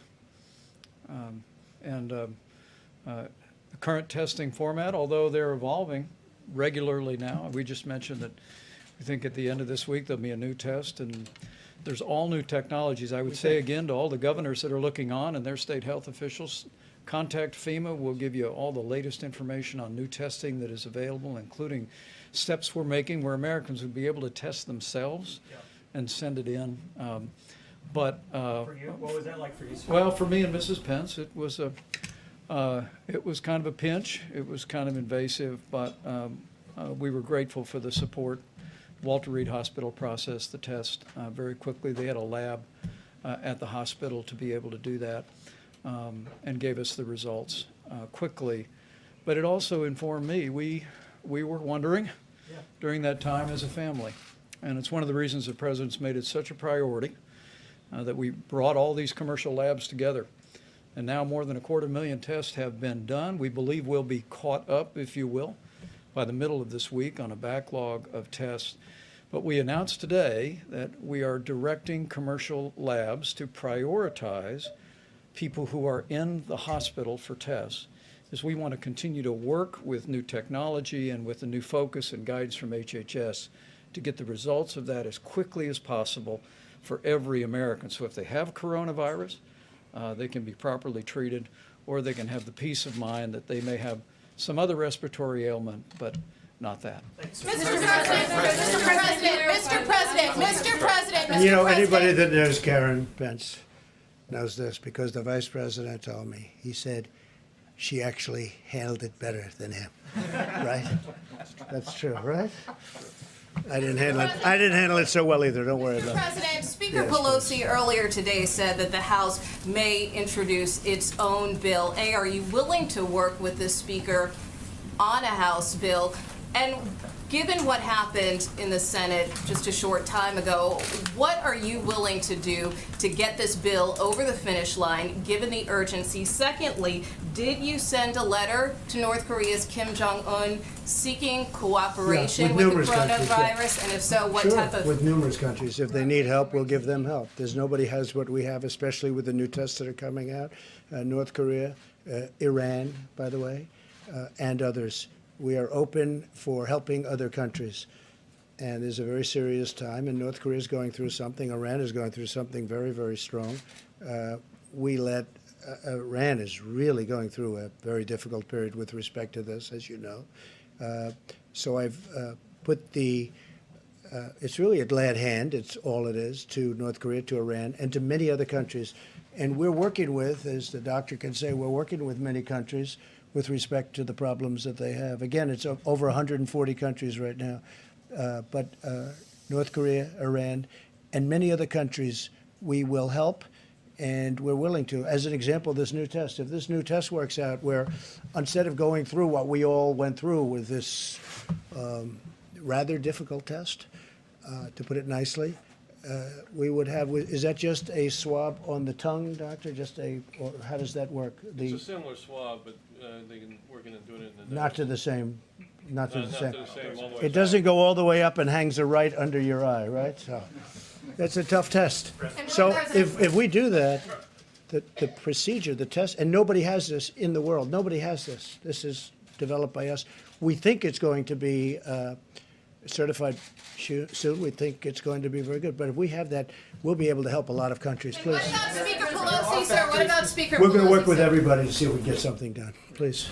I mean, just to follow up on that, are you willing to work directly with Speaker Pelosi? Yeah, we'll work as you with write the House bill? whoever we have to. We have to help the American worker. We have to help the countries from which the American workers, I mean, they came out of these companies that were doing phenomenally well. You saw where payroll was going way up, where wages were going way, way up. There's never been a time like this. We can't lose those companies, and we want the worker to be happy. And we're being, I think, more generous than anybody's ever been. We want to take care of the worker, but we want to make sure that when we win the war, it's only a question of, it's when, not if. When we win the war against the virus, we want to make sure those companies are ready to charge forward, not that they've been disbanded because we were penny wise and dollar foolish. There are factories around the world that produce medical protective equipment that are used in European hospitals. They've been certified for use at the highest level in European hospitals. Yeah. Is the FDA and your administration willing to look at a waiver for that equipment to be sold from those factories? Well, we were asked that question a little while ago, and the answer is we may, but we may not need it. We do a very high standard. Our standard is higher. Please. Thank you, Mr. President. I was hoping you could give some guidance to American families who are anxious about their financial futures. Earlier today, on one of the Sunday morning shows, the Secretary of the Treasury, Steve Mnuchin, was talking about the millions of Americans who are impacted by these shutdowns that are happening in cities and sometimes full states. Yeah. And Secretary Mnuchin said that this shutdown, this lockdown, could last 10 to 12 weeks, perhaps early into June. Given that, would you consider another fiscal stimulus, another check to these families? We're going to see what happens. Hopefully we won't need it, but we might. But we're going to see what happens. Look, the greatest thing we can do is win the war. The war is against the virus. That's the war. We do that, I really believe everything's going to fall into place. It's going to be beautiful. I call it a pent-up demand. People are dying to go out to a restaurant. People are dying to go onto airplanes. I think there's a tremendous pent-up demand. You may be surprised to the degree. I think it's going to go very rapidly because this wasn't a financial crisis, just the opposite. This was a medical crisis. Did you sell stocks, Mr. President? Did you or your family sell stocks? No, I don't have stock. I own things that... Did you make any alternates to investments in advance of this? No, I don't even think about it. You know, it's very interesting that you ask a question like that. You know, nasty question, and yet it deserves to be asked, I guess. What I've done by deciding to run, I knew this the first day. I said, if I win, it's going to cost a lot of money. It cost me billions of dollars to become president, to be president of the United States, in things that would normally be run at a certain thing, even people that don't like me because they think I'm too tough on the border. Now, some people love me for it. Other people don't like me at all. You know, it's very funny. My wife, we were at a charity event in New York City. I had just announced that I was running, and we were at the Robin Hood Foundation at the convention center, which now we're going to be converting to hospitals for Governor Cuomo. Right? And I was walking in, and there was a smattering of boos and a smattering of cheers. I was getting both. And our very popular First Lady, she's turned out to be a very popular, people have great respect for her, but a very popular First Lady said to me, that's strange. I've never heard anybody booing you. That was very early on, because I think I called for strong borders, or I called for something that other people don't like, And I knew this would happen. I knew it was going to happen. But the fact that I ran, and I knew as soon as I announced, when I ran, I said, it's going to cost me a fortune, not only in terms of actual costs. Look at my legal costs. You people, everybody is suing me. I'm being sued by people that I never even heard of. I'm being sued all over the place and doing very well, but it's unfair. But I'll say this, in terms of running for president, and I don't think rich people, Michael Bloomberg spent now is determined almost $1 billion, and look what happened. I think it's very hard for rich people to run for office. It's far more costly. It's just it's a very tough thing. Now, with all of that being said, I'm so glad I've done it because, there are a lot of rich people around, got a lot of rich friends, but they can't help and they can't do what I've done in terms of helping this country. We are doing things. We got sidetracked by the invisible enemy, but when you look at what we've done, I said before with the veterans, with all of the things we've done, especially choice, but when you look at all of accountability, when you look at all of the things that we've done, rebuilding the military, the tax cuts, which thank goodness we had the tax cuts because we had cushion. Without that, this would have been catastrophic. We had a big cushion. I mean, with all of the losses that you've seen in the stock market, we're basically back, and with this horrible thing, if this would have happened before, you would have had nothing left. This was all cushion. But I will say that it cost me billions of dollars to be president, and especially with all the money I could have made for the last 3-4 years, and I didn't because I was being president. I have no interest in it.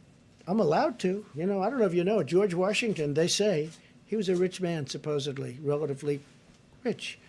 And he ran the presidency, and he also ran his business. They say he had 2 desks. Nobody complained until I came along. I got elected as a rich person, but nobody complained until I came along. So it cost me billions of dollars to be president, and I am so happy I did it. Because who cares? Who cares?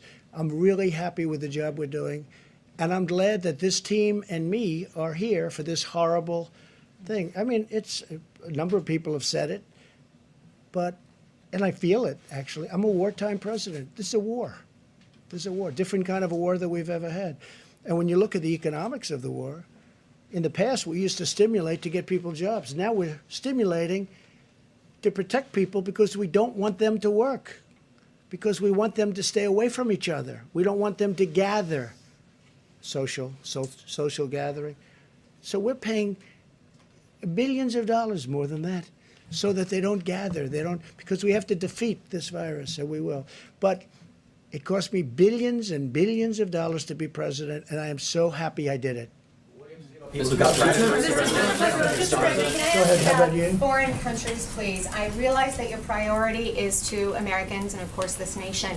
But what about, have you ever considered supporting the foreign countries who are also fighting this global pandemic? Well, we do help foreign countries. I mean, that was the other question. Right. And I'm honored to help. And the doctor has helped. The Surgeon General is speaking to other countries all the time. They're asking him questions. What do we do? Nobody's ever seen anything like this. They're calling our people all of the time. And yes, I have let it be known that we'll help people, including North Korea, including Iran, and including many other countries. It's very important to do that. Are you considering any financial support for them? Let me quote to you two retired, a retired general and a retired admiral from the U.S. Global Coalition. No matter how successful we are in fighting the threat of COVID-19 pandemic at home, we'll never stop it unless we're also fighting it around the world. So financially, is there anything in the stimulus bill? And then are you considering any financial No, not in the stimulus bill, but we are very much, I mean, we give away billions of dollars for, as an example, AIDS in Africa. We're still fighting that battle. It's a tremendous battle, tremendous war also. But we're fighting it here, as you know, in 10 years. Now it's 8 years because I started it. Should have been started before, long before I got here, because they had the answer even before.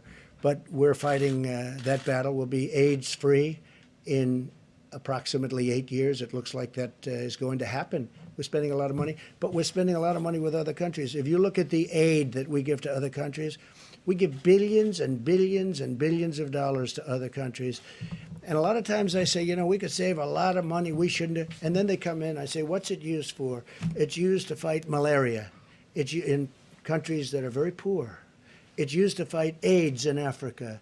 It's used to fight many other things, And I don't think I've ever said no. I can't. It's just so terrible. Countries that we have really, we're not involved with them very much, other than there would be tremendous death. Tremendous death. I mean, you can get a list, and I could get you a list. We give away billions of dollars to other countries, and we are giving away a lot in terms of everything, and probably we'll end up economically doing something for other countries. But when I'm presented with these lists that, yes, sir, in Africa we're fighting AIDS or we're fighting something else, I tell you what, I start off by saying, you know, we could save a lot of money, and then by the time they walk those lists into my office, I say, we have to keep doing that. That's humanity you're talking. How about one more question? Yes, please. Thank you. I wanted to ask you about the states that have not yet issued stay-at-home orders. So in Texas, for example, the hospitals have said that they expect to run out of beds by the end of April if the governor does not issue a stay-at-home order. Dallas County just announced an order. It's not Well, uniform. states have to call. That's a great governor. You're talking about Greg Abbott in Texas, and he's a great governor, and he knows what he's doing.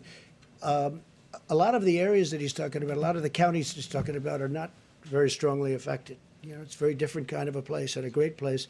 But I have total confidence in Governor Greg Abbott. So you're okay with I the do one more. lack Go ahead. of uniformity between Yeah, the sure, states because and every within state the is states? different. Every state's different. I mean, Idaho, West Virginia, Iowa, Nebraska are much different than New York, than California, Los Angeles as an example, or San Francisco. They're much different. I mean, it's much different. The hot spots right now are state of Washington, and probably number one by far right now is New York. That's the hot spot like no other hot spot.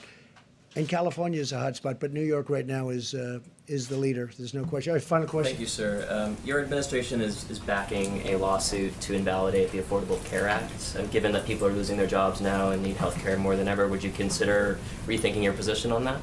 Well, that's a lawsuit coming out of Texas again. That was headed up by Texas. And what we want to do is get rid of the bad health care and put in a great health care. And we will always, I will say this, I can make this commitment to you, the Republican Party is fully backing pre-existing conditions. Now, if we could get a great health care plan, which would need the House to do, but if we can get a great health care plan, we will only do it if we have pre-existing conditions totally back. So we're backing pre-existing, but would like to get rid of bad health care. Now, we are running the bad health care much better than it was ever run, and we're making it better. But it could be much better than it is. And so what we want to do is terminate it, have a great health care, but we will only do it with pre-existing. We will back pre-existing conditions, okay? But what if the Supreme Thank you all very much. Thank you. We'll be back. We'll have a meeting tomorrow. Mario Villar, not Jose, if you wanted to clarify that. You had said Jose. Works for us. Mario. Yes. Oh, did it say Jose? I watched Jose on NBC.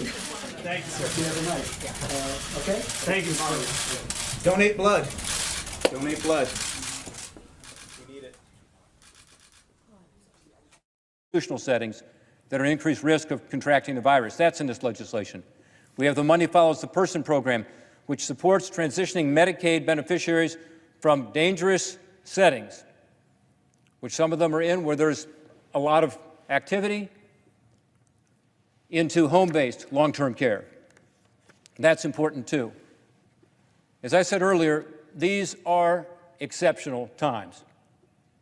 Not since the influenza epidemic of 1918, 102 years ago, has the United States of America been so swept up by a healthcare crisis like this. I'm pleased with some of the steps we've taken so far at the federal level to respond to this pandemic. We talked about them tonight.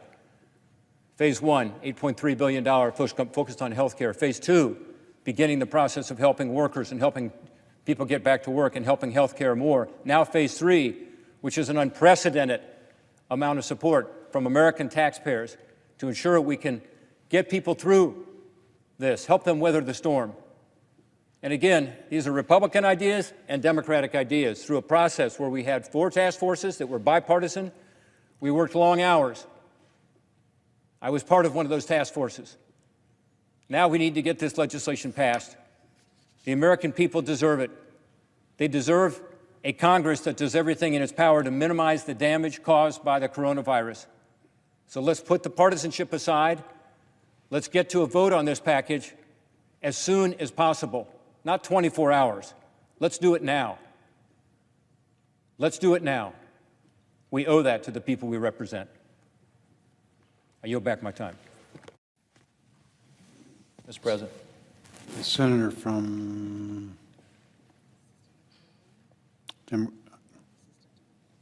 Senator from Illinois. Thank you very much, Mr. President.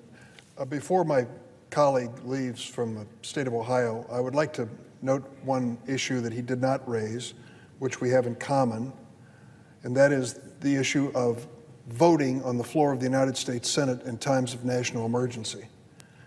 Senator Portman and I have co-sponsored legislation to address this issue, acknowledging in our introduction of it a few days ago that we would face something as we did this evening, where 5 of our Senate colleagues were unable to come to the floor of the Senate and vote because they're in self-quarantine at this moment. This could grow. Let's be very honest about it. And the numbers could grow to the point it could reach an extreme where there's a question of an actual quorum on the floor of the Senate. What Senator Portman of Ohio on the Republican side and what I have introduced with him on the Democratic side is an effort to establish a verifiable technology and procedure so that members can vote once the decision's made that we're in a time of emergency, so that members can vote and not be physically present on the floor of the Senate. There are some members, if you noticed tonight on my side and even on your side, who came to the floor quickly and left. They are genuinely concerned about social distance and about contagion, and I understand that very much. I share their concern. So I would just say to my friend from Ohio, we're certainly not going to call this measure tonight, but I hope we call it soon. It's time for us to have this conversation about how to protect members and their families, staff and their families, in the way that we vote on the floor of the Senate when we're facing a public health crisis such as the one we have at this moment. I'd be happy to yield for a question through the chair. I appreciate your yielding for a moment for a question. My question is really a comment to thank you for your support of this on the other side of the aisle. This is a bipartisan effort to ensure that we can be able to do our duty. As the legislative branch, Article 1, we have responsibilities here. This is our duty station. And yet, if we cannot be here, we still need to be able to do it remotely. And with the technology we now have, we have the ability to do that, as my colleague from Illinois has said, in a safe and secure way. So I thank him for his advocacy of this, and my hope is that we can have this as a possibility should we not be able to gather. And I think what's happened in the last several hours is we've learned about our colleagues who are self-quarantining, one who tested positive, as I understand it. It's very important that we have that ability. So I thank my colleague. I yield back. I thank the senator from Ohio. This is a bipartisan measure, as it should be. It affects both sides of the aisle. We're all vulnerable. And if we can find a practical solution which respects the integrity of the voting process in the United States Senate, let's do it. This, as we've drawn it up in the earliest version, has to be agreed to by both leaders, Democrat and Republican, to go forward and do it for 30 days at a time, renewable for another 30 days with a vote of 3/5 of the members to go forward an additional 30 days. So this is not a permanent change, but it's a change that may be necessary if we face a public health emergency or a terrorist threat, God forbid, or something of that nature. So I thank the senator from Ohio. And I want to just, I know he's preparing to depart. I thank him not only for his remarks, but the tone of his remarks. Because what I sensed in the senator from Ohio was a genuine feeling that we can achieve this goal of coming up with this critical third piece of legislation and do it with both sides of the aisle working together. The American public has a very low opinion of those of us who serve in Congress, as much as we respect the institutions, and many of us have given so many years of our lives to them. But I think they have been pleasantly surprised in the first 2 measures that we passed, that they were done on a timely basis and they were done on a bipartisan basis. And so when we address the issues of the resources to fight this COVID-19, when we talked about providing free testing and medical leave and unemployment insurance being accelerated and food and Medicaid reimbursement to states, it was done quickly. And it was done with both House and Senate together on a bipartisan basis. I think that should be the standard. I'm sorry today we stumbled. I wish that the senator from Kentucky, the majority leader, would have withheld calling this vote this evening, because I do believe that there are serious negotiations underway even as we meet here on this floor. In another part of this building, those conversations are taking place. I've heard a lot of speeches on the floor, and if you listen carefully to the comments of the Democratic leader, Senator Schumer, they were positive. And he really, I felt, gave me the impression that even in the last several hours, there have been some steps forward. There are key elements that still need to be resolved, but I feel confident that we can reach that point, and we must. The first and highest priority from our side of the aisle, we share. You've said it, we all would say it. We've got to slow down and stop the spread of COVID-19 in the United States of America. Unless and until we do that, there's nothing that we can do to repair and restore this economy that has any promise. We have got to reach the point where we have crested and start to see a decline in infections in our country so that we can start envisioning the moment when we can get back in business as America. That moment couldn't come anytime too soon for me or for all of us across the United States. That's why we said a Marshall Plan. That's what Senator Schumer kept referring to. A Marshall Plan for healthcare and hospitals was our highest priority. I will concede the bill that you've described has substantial resources, but I must add, from my point of view, just listening to my hospital administrators in Illinois, it's not enough. It isn't going to be enough. And we're going to quickly see our healthcare system overwhelmed if we don't invest now and invest dramatically. Many of these hospitals in my state have said to me, and they said it publicly as well, that their revenue sources, primarily outpatient treatment and elective surgery, have been pushed aside because so many patients are coming through the emergency room door complaining of symptoms that are consistent with COVID-19. They have to take them as a priority, and they can't schedule elective surgeries. And so the revenues coming to many of these hospitals, not just in Chicago, but across the state, have been compromised. So from the financial viewpoint, let's make sure that this third bill we're debating puts an adequate amount of money in for these hospitals. They are our first line of defense against the spread of this virus across America. And I think we all agree that should be done. I continue to be frustrated, and I know my governor, J.B. Pritzker, shares this frustration, that all of the promises and all of the press conferences at the White House and other places about all of the testing kits and all of the equipment headed our way have not borne fruit. We just don't see it. We're waiting for evidence of it. We're not testing nearly enough people in our state, a state of 1.7 million people, 17.7 million people, excuse me, is a state that needs more than just 350 tests a month. So what we need to do is to make sure that we do this and have the testing kits available so we can map the increase or decrease in infections, and we can chart specifically the spread of the disease in our state, which I hope is moderated very, very soon. The equipment, the protective equipment, we have people who are volunteering to make masks at home. We are so desperate to supply the needs for protective equipment at all levels. It's not nearly enough, and it needs to be done. Let me also say a moment about the role of the Speaker in this. I listened to the Republican Senate leader speak in somewhat questionable terms, to be kind, about the role of Speaker Pelosi in this conversation about this third bill. I must say it's pretty obvious that if we're going to pass this measure and do it with dispatch, we need to have cooperation on both sides of the rotunda, not just a bill acceptable to the Senate, but to the House as well. So when Speaker Pelosi comes to the table, it's important that she be there, along with Leader McCarthy and the House Republican leadership, so that all four corners are represented. That is exactly what Senator Schumer suggested at the earliest stages, that we have the four corners of leadership come together with representatives in the White House and reach a truly bipartisan agreement that way. So the fact that Speaker Pelosi is interested, she should be. She should be more than interested. She should be at the table and involved in making the decision on this. Let me tell you, the cash payments are important. We have never opposed them. We have said that we want to extend unemployment insurance. There is a proposal for that. The duration of this extension is important to our side. It is a critical element which I hope we can quickly reach an agreement on. When it comes to the 7A loans that are going to be made to small businesses, Senator Rubio and Senator Cardin have worked on this for a long time. I think they are very close to a bipartisan measure that we can agree on.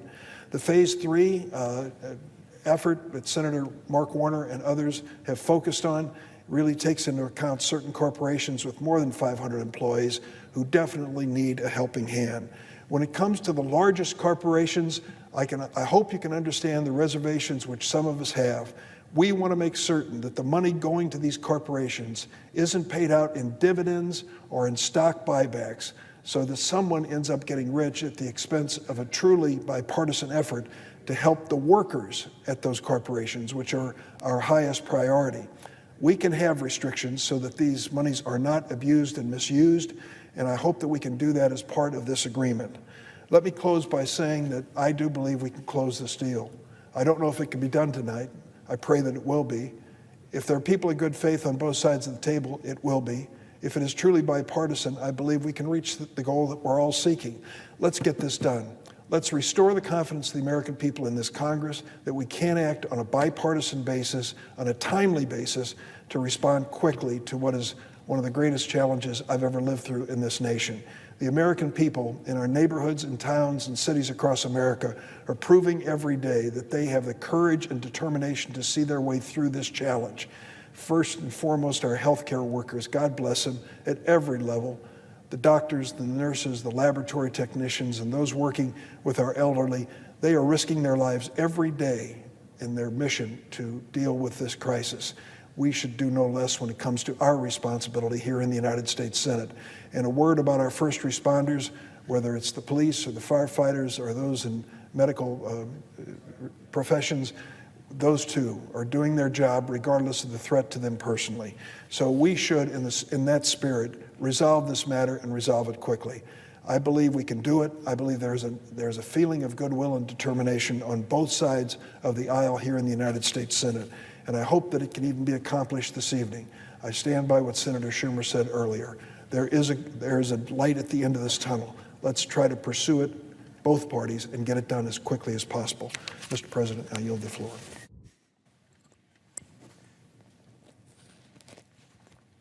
Mr. President. The senior senator from South Dakota. Mr. President, we don't have the luxury of time here. I think we all know that. Certainly the American people know it. They can see it sort of just unfolding right in front of them.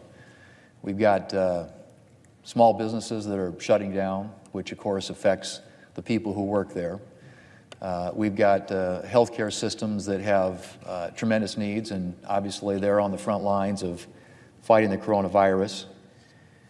We continue to try and make progress on a piece of legislation that really should have been proceeded to today. The vote we had earlier today was a procedural vote. It was basically, are we going to get on the bill? And what you saw was the Democrats object to even getting on the bill. Now, obviously, as the leader pointed out, once you're on the bill, you have 30 hours, if you choose to use it, in which to continue to discuss and debate. If there are things that they are continuing to work on, certainly they could have that opportunity to do that. But the vote today, which you saw the Democrats oppose, was simply whether or not we are going to get on the bill, a bill that is desperately needed by our country right now. And I would argue that the American people are looking to us for action. And frankly, as I said, we just don't have the luxury of time. And the Democratic leader got up earlier and said that this is a partisan bill. And that's just false. That's just flatly untrue, Mr. President. This has been negotiated for the past few days now between Democrats and Republicans. Leader McConnell appointed several task forces, and the Democratic leader appointed representatives from his side to serve on those task forces. They've been negotiating elements of this bill now for the past few days. And frankly, what you see, the legislation in front of us, reflects that work. And there is a tremendous amount of bipartisan content in this bill. The Democrats had ample opportunities to make their case and to try and get things included that they said they wanted. And just to sort of highlight again what the Democrats said their priorities were in this legislation, phase 3, if you will, it was about workers, it was about small businesses, it was about unemployment insurance, they called it unemployment insurance on steroids, it was about hospitals, and I have to say that I see in this piece of legislation all of that. What they just voted to even debate includes all of those elements.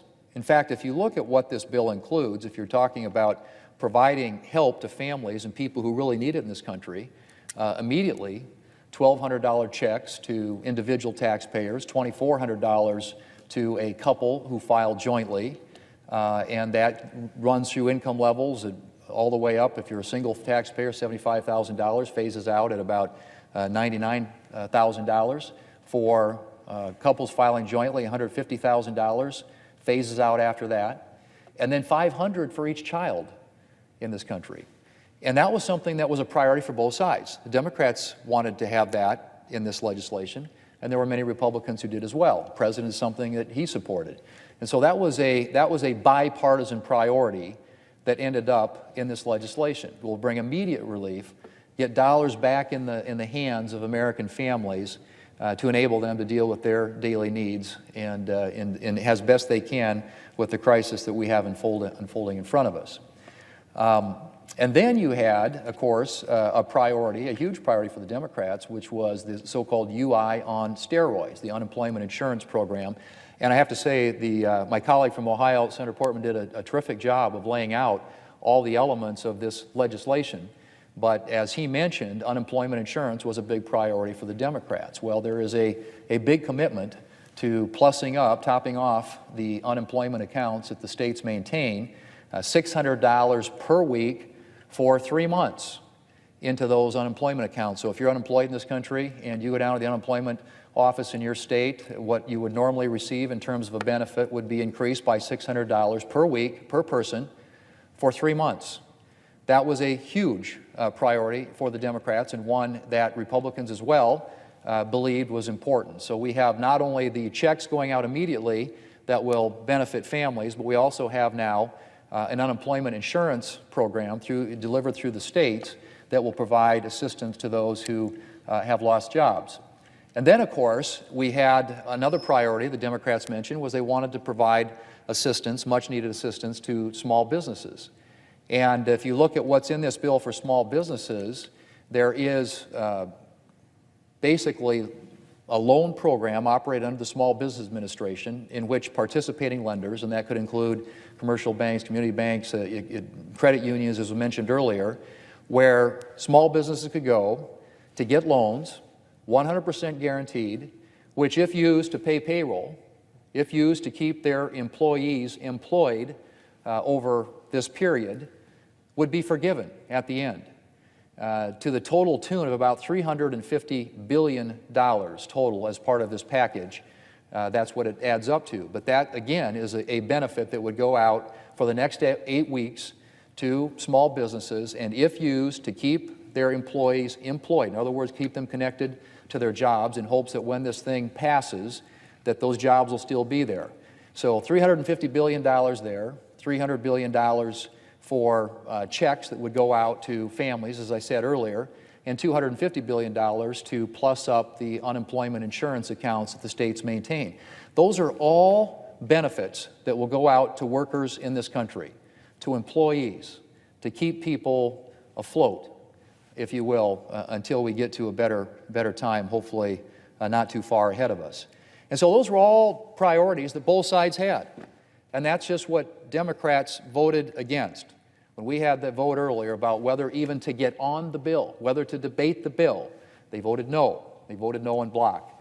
And as you saw shortly after that, significant drop in the futures market. And I think that the markets, in addition to the American people, are looking to us to provide confidence, to provide a shot in the arm to suggest that we get what's at stake and how important it is that we respond not only swiftly, but in a bold and big way.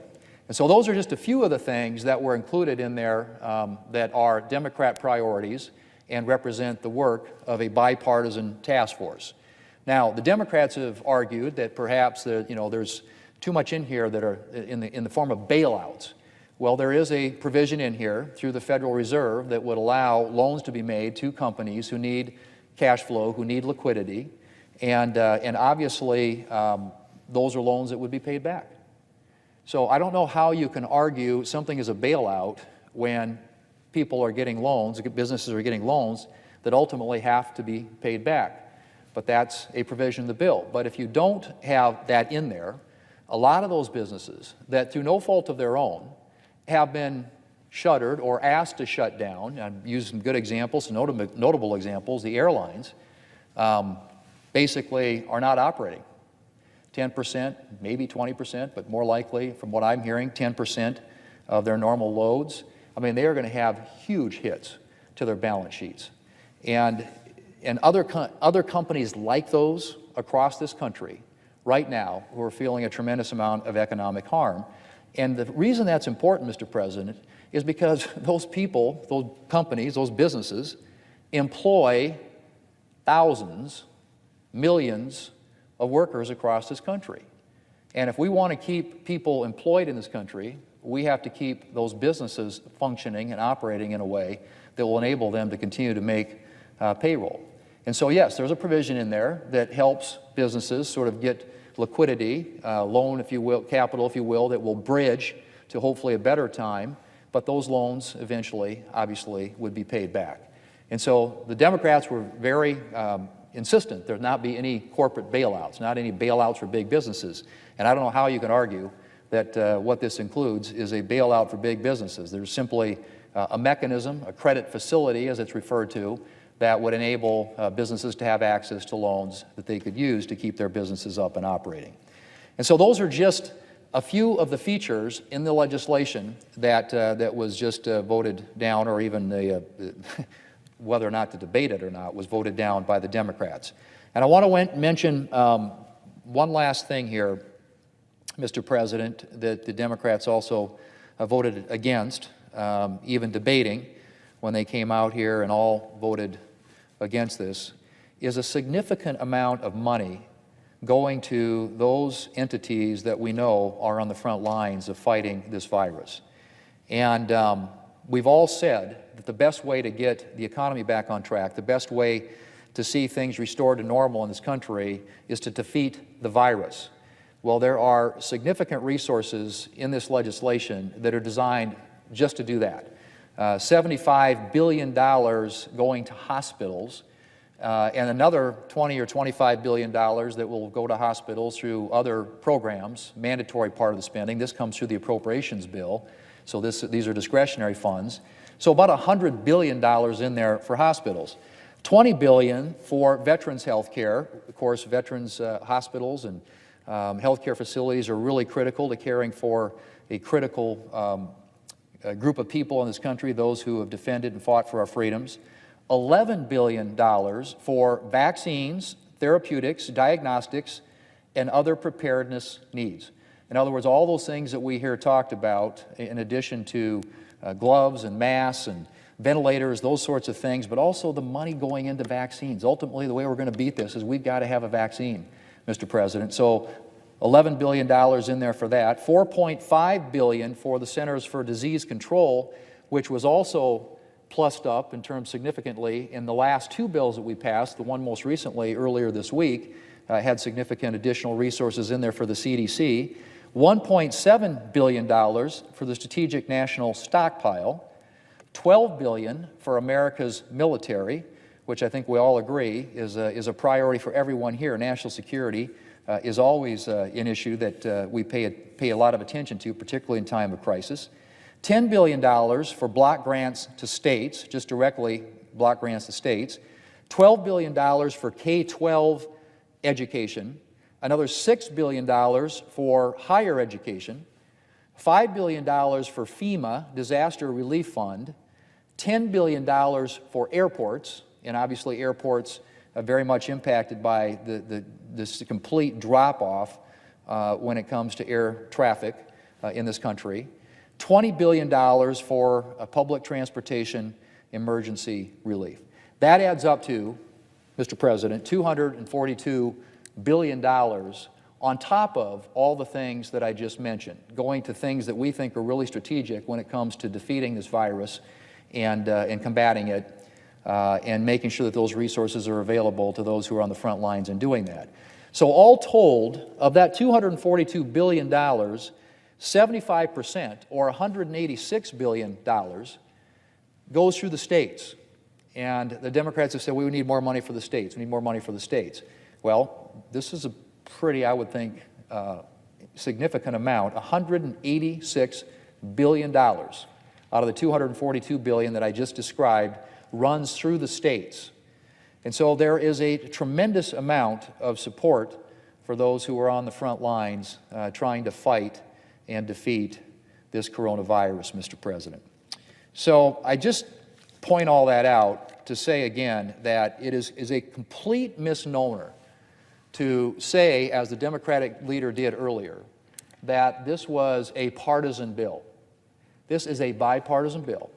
And I participated in one of those working groups, and I sat across from my Democrat counterpart, or at times more than one, and with staffs, and we came to the table with a set of priorities. They came to the table with a set of priorities, and what this represents is not everything they wanted, probably not everything we wanted, but the things that we could find that we could agree upon.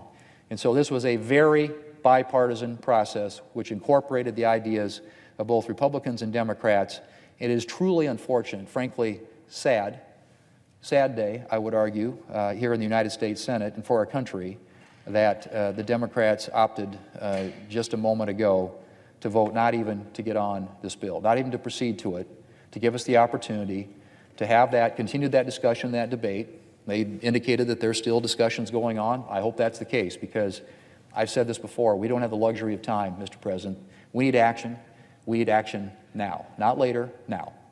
The American people need to see relief. They need to see confidence in their elected leaders and a willingness to work in a bipartisan way on a solution, perhaps many solutions, hopefully included in this legislation, to the challenges that they're facing in their everyday lives. And so I'd say it's unfortunate we're not going to be on this bill right now. I hope and pray for the sake of our country and for the people who are not only suffering from the coronavirus, those who have loved ones and those who are exposed to it, those who are caring for them, but also for every worker, every small business in this country, that the Democrats will reconsider and allow us to get on this legislation and move forward in a bipartisan way on a bipartisan bill, which they helped fashion, which they helped craft, that is critical to the challenges that we are facing in the days and the weeks ahead. Mr. President, I yield the floor. Mr. President. The senior senator from Mississippi. Thank you, Mr. President. The senator from South Dakota has said it well, and I just want to come down here today to echo that we've had so many misstatements made by people on the other side of the aisle this afternoon and this evening. I just think it cries out for explanations. Senator Thune is correct. This is a bipartisan bill that we're asking for consideration on, and we're asking that a vote be taken so that we can have the final 30 hours of debate and get to it tomorrow. America's crying out for this. The financial markets are watching us, and our economy is teetering on the brink. We need to get this done. I, too, was in one of the working groups, Mr. President, and we had equal numbers of Democratic and Republican senators in this working group with their staffs, with their laptops, and much of what is in the bill was hammered out with the input of Democratic and Republican members of this working group. And there were a few issues, yes, that we couldn't resolve, and so we kicked it up to the Democratic leader and the majority leader to be hammered out, perhaps in consultation with the administration. But far and away, most of this legislation is bipartisan in nature, and it just pains me for somehow the accusation to be made that this is nothing but a partisan bill written by the Republican leader. What is this about? The American people need to understand this, Mr. President. This is about getting money to average workers so that they can pay their bills and so that they can stay employed. It involves enhanced and lengthened unemployment insurance, and it is a provision given to us and designed and conceived by our Democratic friends. We felt it was worth doing, and we put it in the bill. Also, there is, as the distinguished gentleman from South Dakota said, there is $350 billion to small businesses to keep workers from ever being unemployed in the first place, to keep them on the job. So small businesses will have an opportunity to receive a cash infusion, and this could happen as early as this coming week. And they would be able to use this money to pay the salaries, and those people would never have to go on unemployment insurance because they would still be on the job. That's what's in this bill. That's what we need to get to a conclusion about and send on over to the House of Representatives tomorrow morning. It, of course, involves checks from the government, massive checks, a massive amount of checks to middle-income Americans to just give them a little something in their accounts so that they can pay the bills in response to this economic downturn that we've had. And then it involves loans to keep Americans working. And this is something that I in particular was working on with my Republican colleagues and with Democrats on this working group. The airline business in this country is about to shut down. Passenger rates are single digits. They can't stay afloat with this. And so it pains me to hear our solution to this problem, to keep airline workers working. It pains me to hear this described by my Democratic friends as a bailout. That's what would happen if we were just going to hand over cash to the airlines to keep them afloat. But that's not what we're doing. What we're doing is offering to pay loans, quick loans, to the airline companies so that they can continue to pay their employees and keep them on the job and not put them on the unemployment rolls. These loans would be made at market rates. There would be no loan forgiveness, and they must be paid back. Not a grant, not a bailout. It's just offensive to me to hear some of my friends that perhaps have not read the bill and are not as thoroughly versed on its provisions as we are that actually wrote the bill, to describe this as a bailout for corporate America. Nothing could be further from the truth. There were some people asking us to make grants to the big airline companies. We rejected that on a bipartisan basis, Mr. President, and said, no, these must be loans. Once the airlines get back on their feet and once this coronavirus outbreak has subsided, they'll be in good shape again. And they'll be able to pay it back with market interest rates, just like any other business that has to take out a loan. But we've got to get this money to them in a hurry. And so I just object and have to come down here and say that perhaps they're confused, perhaps they haven't read the bill as I have, but it makes available loans to the airline industry and to other related industries that are critical to national security. If I might, Mr. President, let me just read a sentence or two from the bill itself. This is bill language that I'm quoting. The Secretary may enter into agreements to make loans or loan guarantees to one or more eligible businesses. The applicant must be a business for which credit is not reasonably available. They can go out and borrow money from banks. This doesn't apply to them. But our airlines are going to need more money than that, and so this says that they must be paid back. The loan or loan guarantee must be sufficiently secured. Again, I'm reading from bill language. The duration of the loan or loan guarantee is as short as practicable. Now, my friend from Illinois, I appreciate the tone that he and my friend from Ohio used in their exchange just a few moments ago. And I do think there's a real possibility that minds of goodwill can come to an agreement tonight. The realities on the ground out in our country demand that and cry out for it.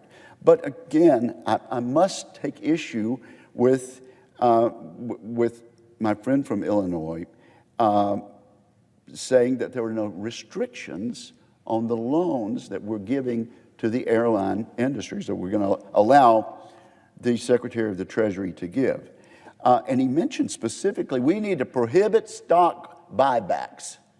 If these airline companies are going to get these loans, we need to have a provision in the law that prohibits stock buybacks.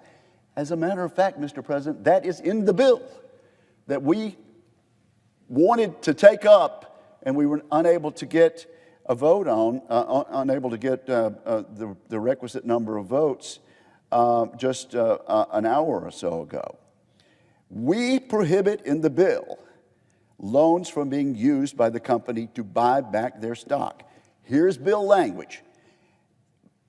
Subparagraph E, except to the extent required under a contractual obligation in effect as the date of the enactment of this act, the agreement prohibits the eligible business from repurchasing any outstanding equity interest while the loan or loan guarantee is outstanding.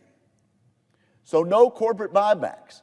We have answered one of the concerns that the Democratic whip mentioned in his remarks. None of this money can go to increase executive salaries. It must be repaid, and it must be repaid with interest. Our bill has explicit prohibitions against any loan forgiveness for any of the loans in this entire section. This is hardly a bailout, Mr. President. We are offering a lifeline. Again, this bipartisan language, hammered out by Republicans and Democrats, offers a lifeline to critical companies who would probably not survive, and we do it by providing carefully crafted and restricted loans to protect the taxpayers. Without these loans being available in the very next few days, some of these companies will file bankruptcy. Many thousands of these employees will lose their jobs. And we are trying to pass this bill to keep that from happening. 128,000 workers in one company, 92,000 workers in another company, 79,000 workers in yet another. And so I would just say to my friends, let's negotiate these last few details and get this done. But don't misrepresent this as a big giveaway to corporate America. This is designed to help average Americans who are suffering and threatening the loss of their jobs. Now, the majority whip mentioned the appropriations portion of this. And again, this is money that's needed. Americans need to know what is in the discretionary appropriated part of this bill. And so let me just tell you, more than 75% of it, $186 billion of the total, will go to state and local governments to help them get over over the hump in this terrible crisis. I've been contacted by officials from state and local government, and I told them that this bill has $186 billion to help them get through this crisis. I thought I was going to be able to tell them that this would be enacted in the next day or two. Unfortunately, I was a little over-optimistic on that. But $186 billion for state and local government, $75 billion for hospitals. Clearly they need it. $20 billion For the Veterans Administration, $11 billion for vaccines, therapeutic, diagnostics, and other preparedness needs. Now, if there are larger needs, come and tell us that, and we'll work with people.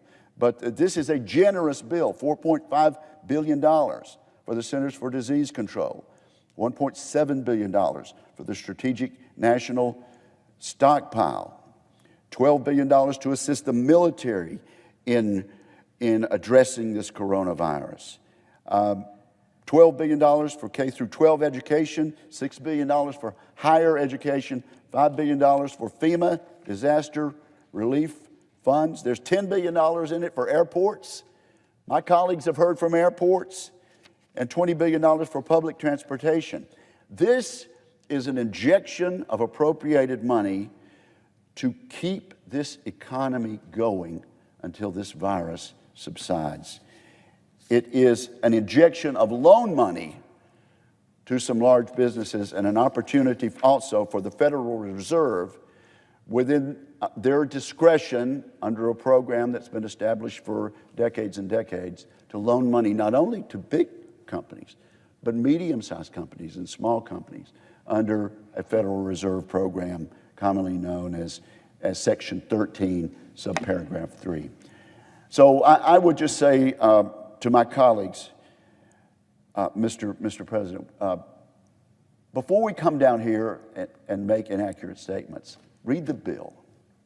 Understand what we're doing. Understand that this is to get money to workers who need to stay on the job.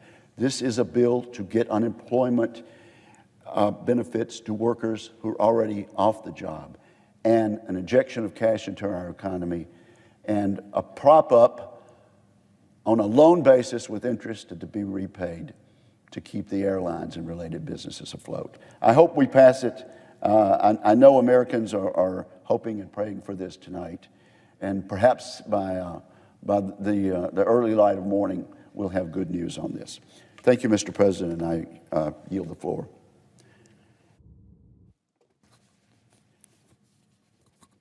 I note the absence of quorum. The clerk will call the roll. Mr. Alexander.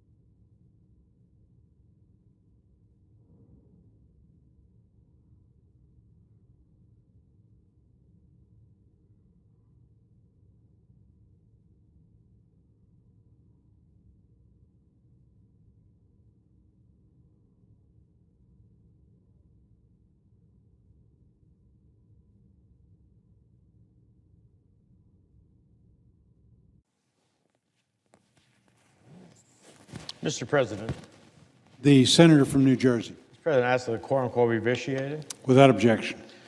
Mr. President, I come to the floor. I've been listening for the better part of well over an hour to my colleagues talk about the vote that we had a little earlier and why it didn't pass and why, from their perspective, it should have.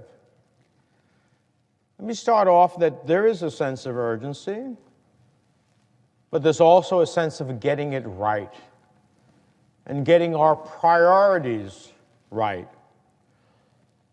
The wealth of the nation will only improve when the health of the nation improves. And this package, as presently designed, falls far short of what is necessary to make the health of the nation whole.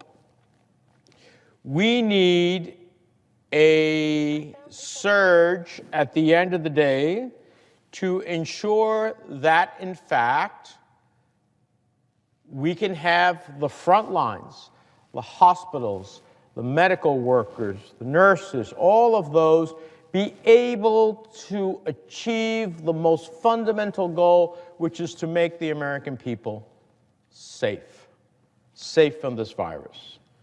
This, in the first and foremost instance, is a fight against COVID-19. First and foremost. Because if we do not get the health of the nation right, we will not get the wealth of the nation right, no matter how much money we spend. So there's a lot of talk here about markets. I heard for the better half of the last plus hour about markets, and yes, the markets are important. I don't underestimate that. But what's really important is the health of the American people. Because when they are healthy, we will prosper.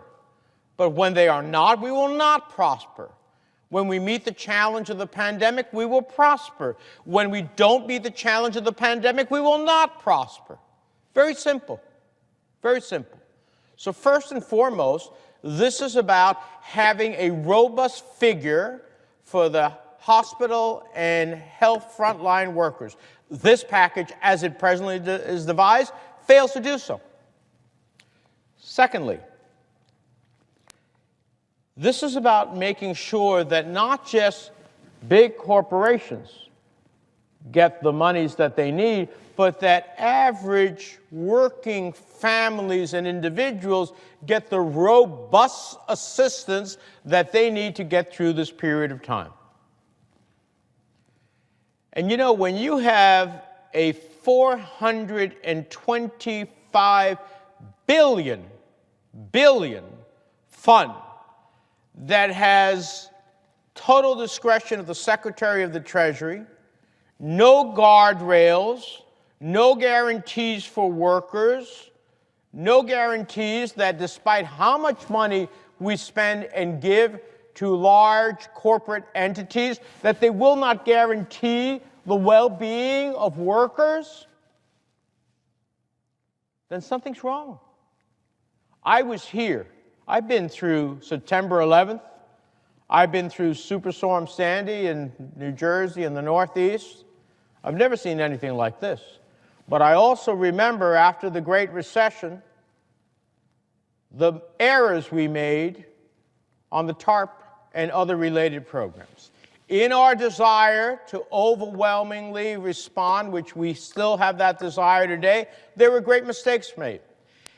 How many times are we going to get a shot at $1 trillion+ program? How many times?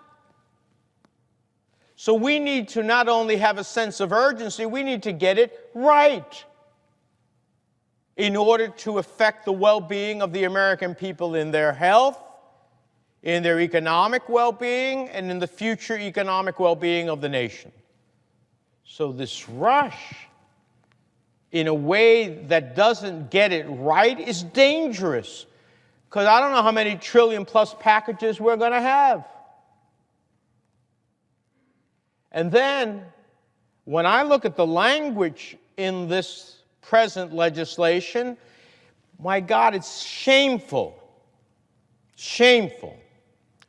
that in the midst of a pandemic, the ideological views are seeking to be incorporated in a way that has nothing to do with dealing with COVID-19.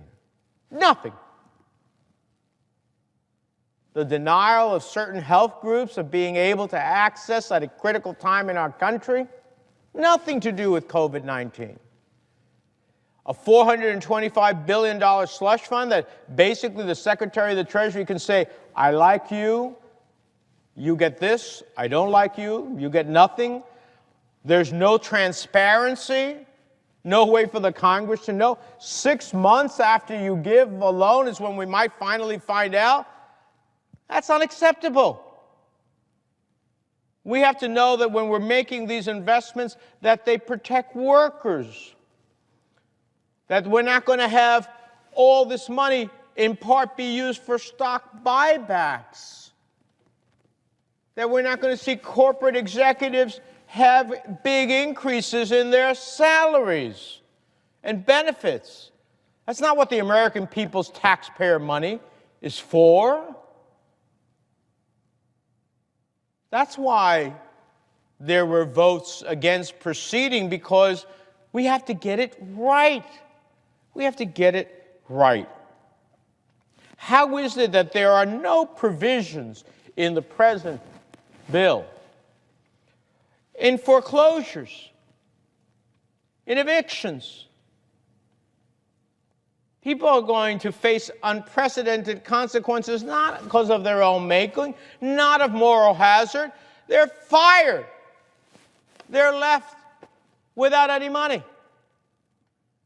Are we going to evict them from their homes? Does that serve the public health in the midst of a pandemic? No. There are no consequences for that.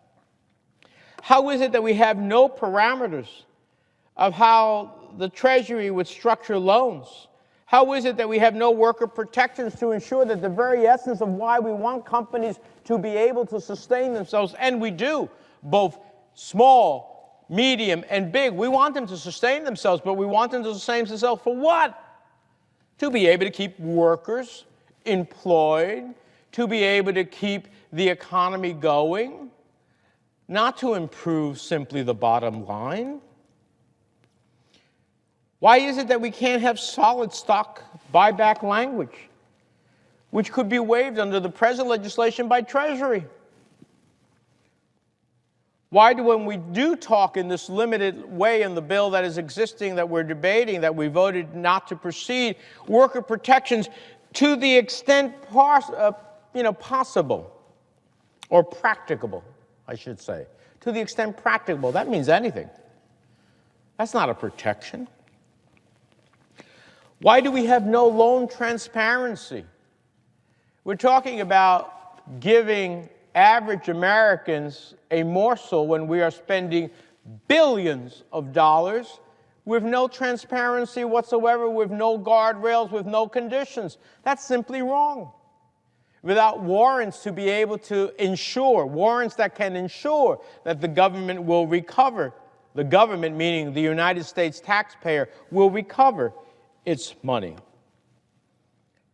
These are simply just not ways that we can predict. How come there is no student loan forgiveness? Not a delay. Not a delay. Forgiveness.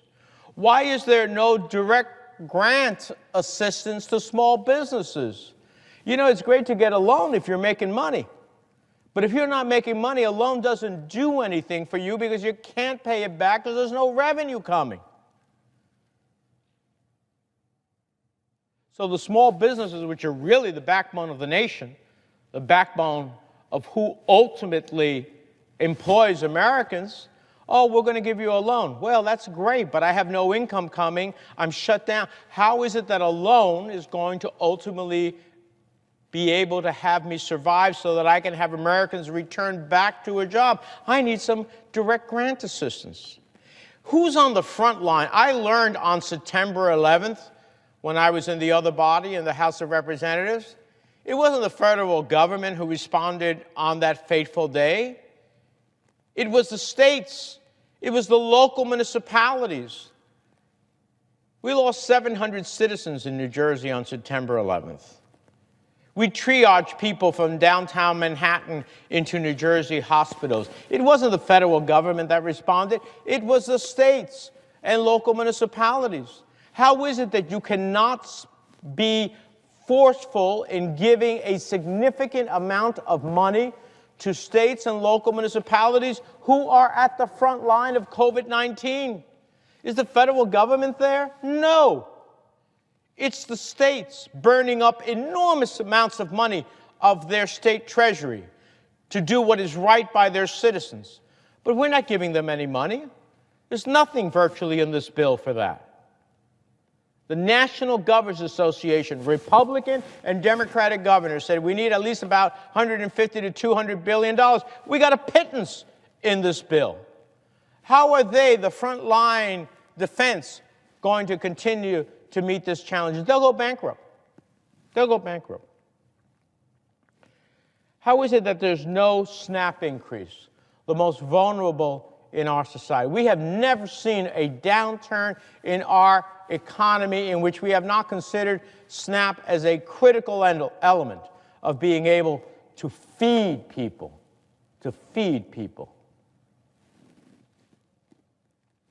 So, Mr. President, that's why I voted no. That's why I voted no. I'm all for helping businesses be ultimately capable of surviving, but I want them to survive because I want their workers to be able to survive as well. Above all, I want the American people to get healthy, and I can't get them healthy unless we have a Marshall Plan for our hospital and first providers at the front line. I can't solve a problem if I don't have the states and municipalities be able to achieve what they critically need as the federal government waits. Can't have the health of the nation unless we have a surge on testing, protective equipment for our first line of defense, and then ultimately, for those who face the greatest risk under this virus, be able to have a shot at surviving life or death with ventilators. This bill falls short in all those regards. None of us want to vote no to proceed, but we can't proceed to something that is a false hope to the American people. We have to do what is right. What is right is to protect the health care of the American people, be able to beat COVID-19, be able to stand up individuals, families, workers, and companies that will honor their obligation to workers as part of the federal response to them, and that will help the states and municipalities in their frontline challenges. That's why we could not vote to proceed. That's why there exists a precious moment. You know, we had an opportunity. Every other bill started off with both houses and the leadership of both houses negotiating a bill. The first two iterations had bipartisan support because they were done that way. This one was done where the Republican majority in the Senate decided, well, we're going to decide what we want to see, and then we'll offer it to you, and maybe we'll change some things or not. That's not the way in the midst of a pandemic to ultimately work. We lost nearly a week instead of doing the bipartisan efforts that we could have had nearly a week ago. And then we are pressed and create this drama that, in fact, if it's not done right now, it's a consequence. That's not acceptable. We have to get this right. We're not going to get multiple shots at trillion-dollar programs. We have to get this right. We have to have the effect, ultimately, help the American people survive the critical challenges before them. That's what's before the Senate now. I hope that the minds prevail here to work towards a bipartisan agreement that brings all of these elements together. Yes, no side has a better view of how we achieve this, but both sides have critical views necessary. And from our perspective, this is about beating COVID-19 first. It is a surge for our hospitals and frontline healthcare workers. It is a surge for workers and to protect individuals and families. It is a surge for small businesses and the opportunity to make sure they survive so that at the end of the day, people can go back to work. That's what this is all about. And that's why I feel compelled to come to the floor. With that, Mr. President, I observe the absence of a quorum. The clerk will call the roll. Mr. Alexander.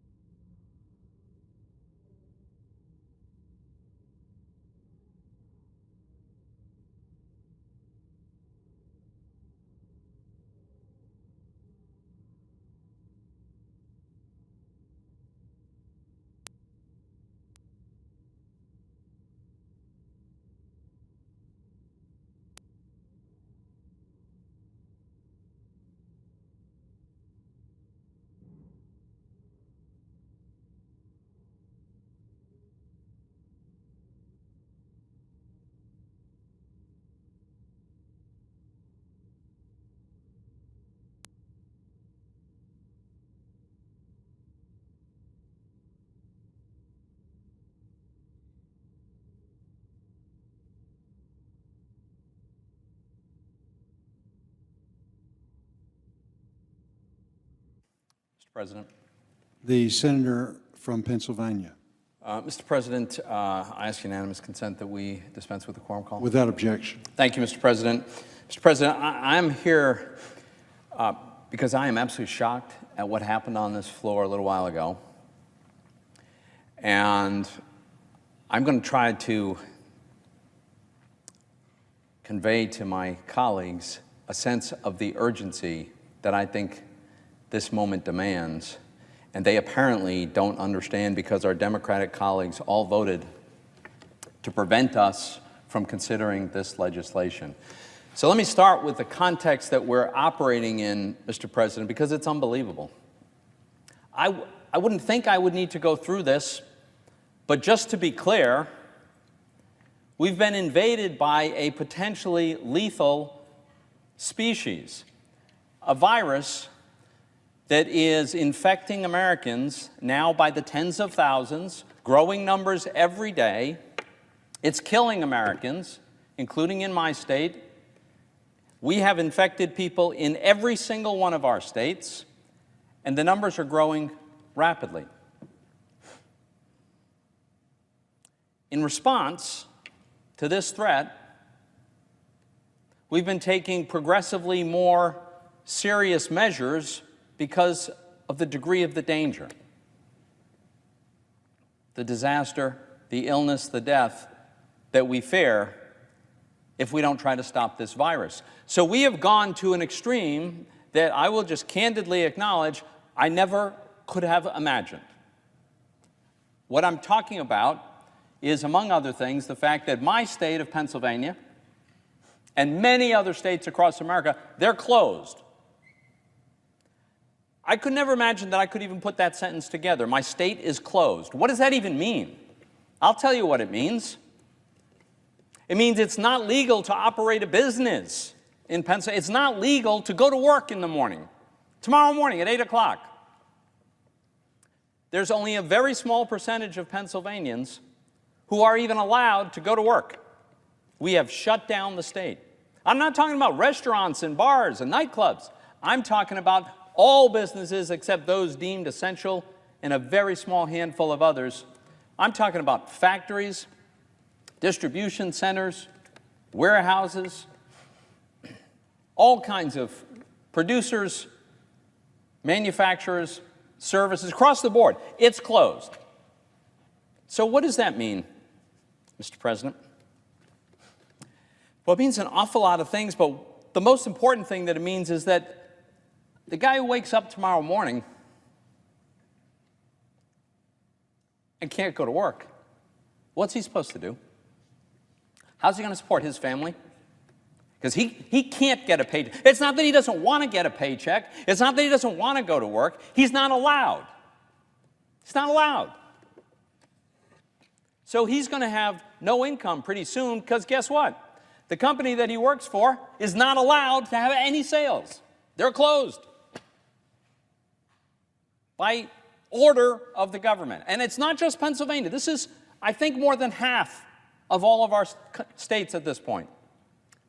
More than half of the country, and the number's growing every day. So this guy, like almost everybody across my state, men and women, are beside themselves. They're terrified because they know they still have to put food on the table.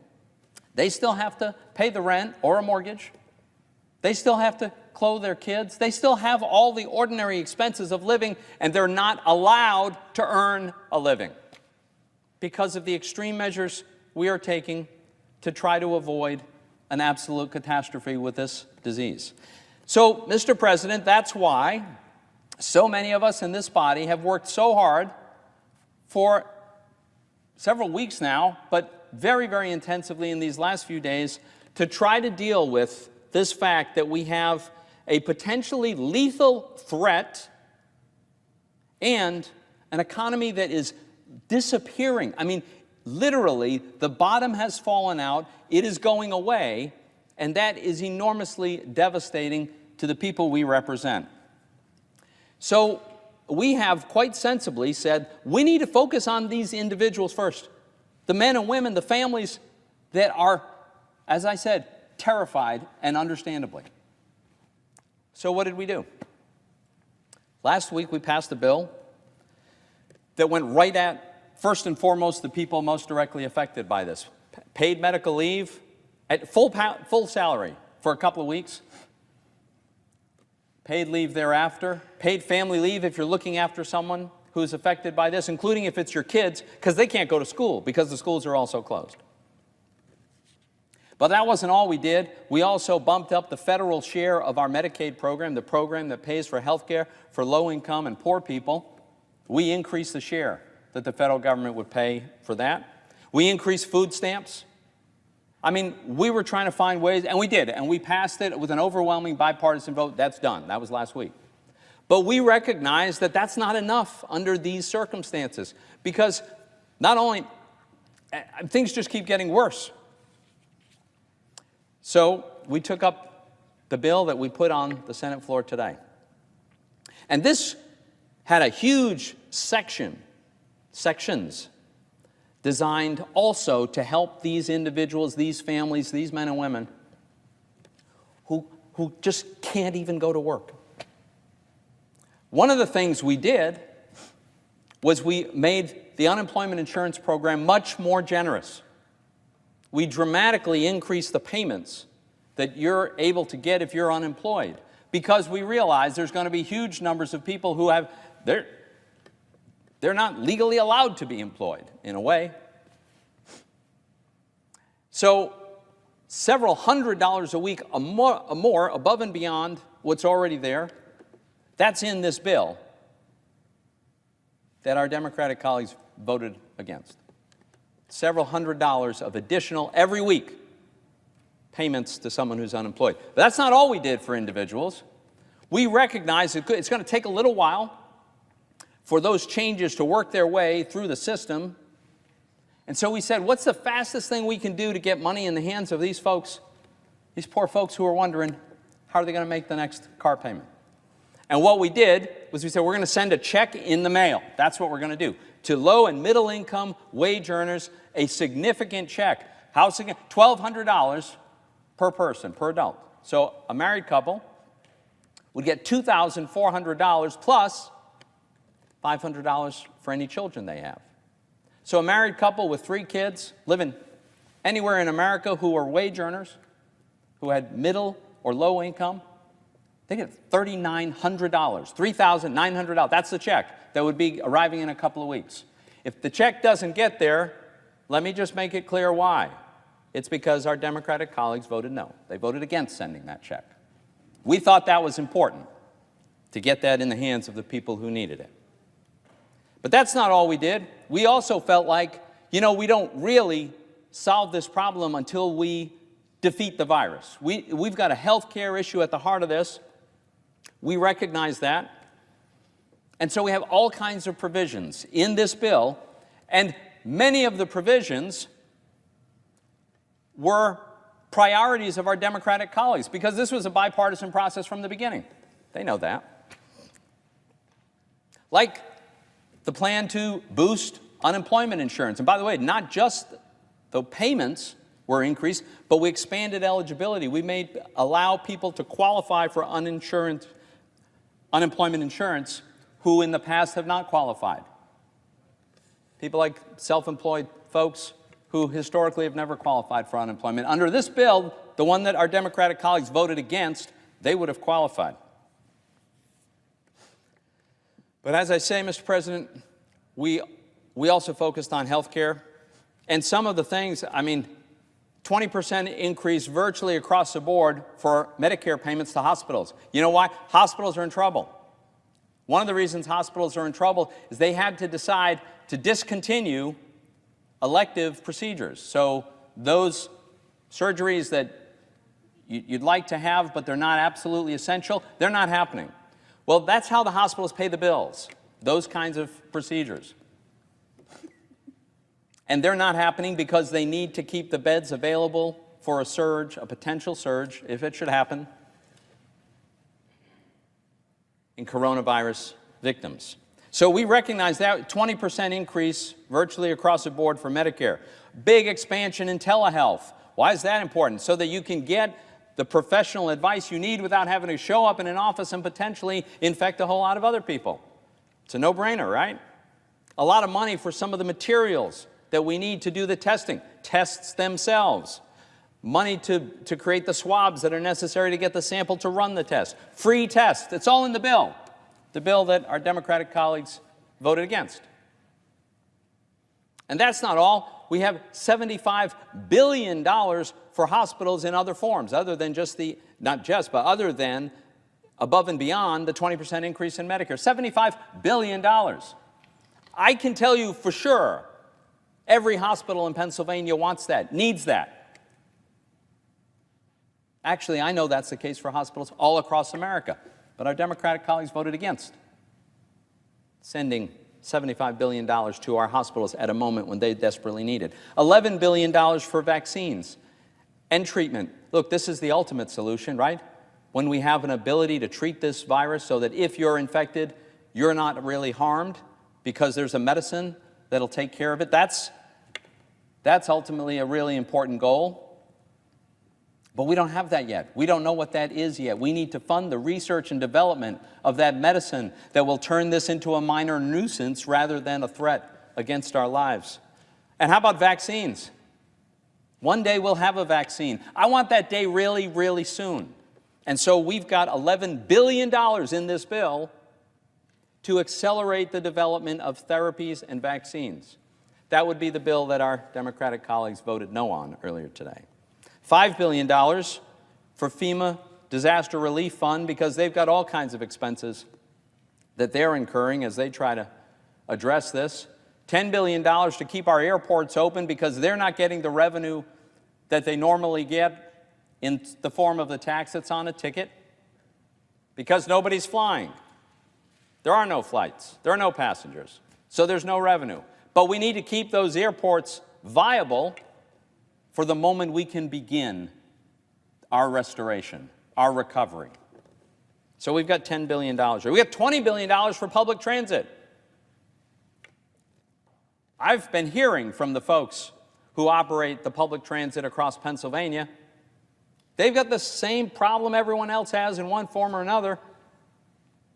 They're hemorrhaging cash because they're trying to pay their workers, but they don't have the revenue coming in. So we've got $20 billion to help out with the public transit, which is absolutely essential in our big cities, but it's vital all across our country. $20 billion. They voted against that. So we focused on individuals and families, first and foremost.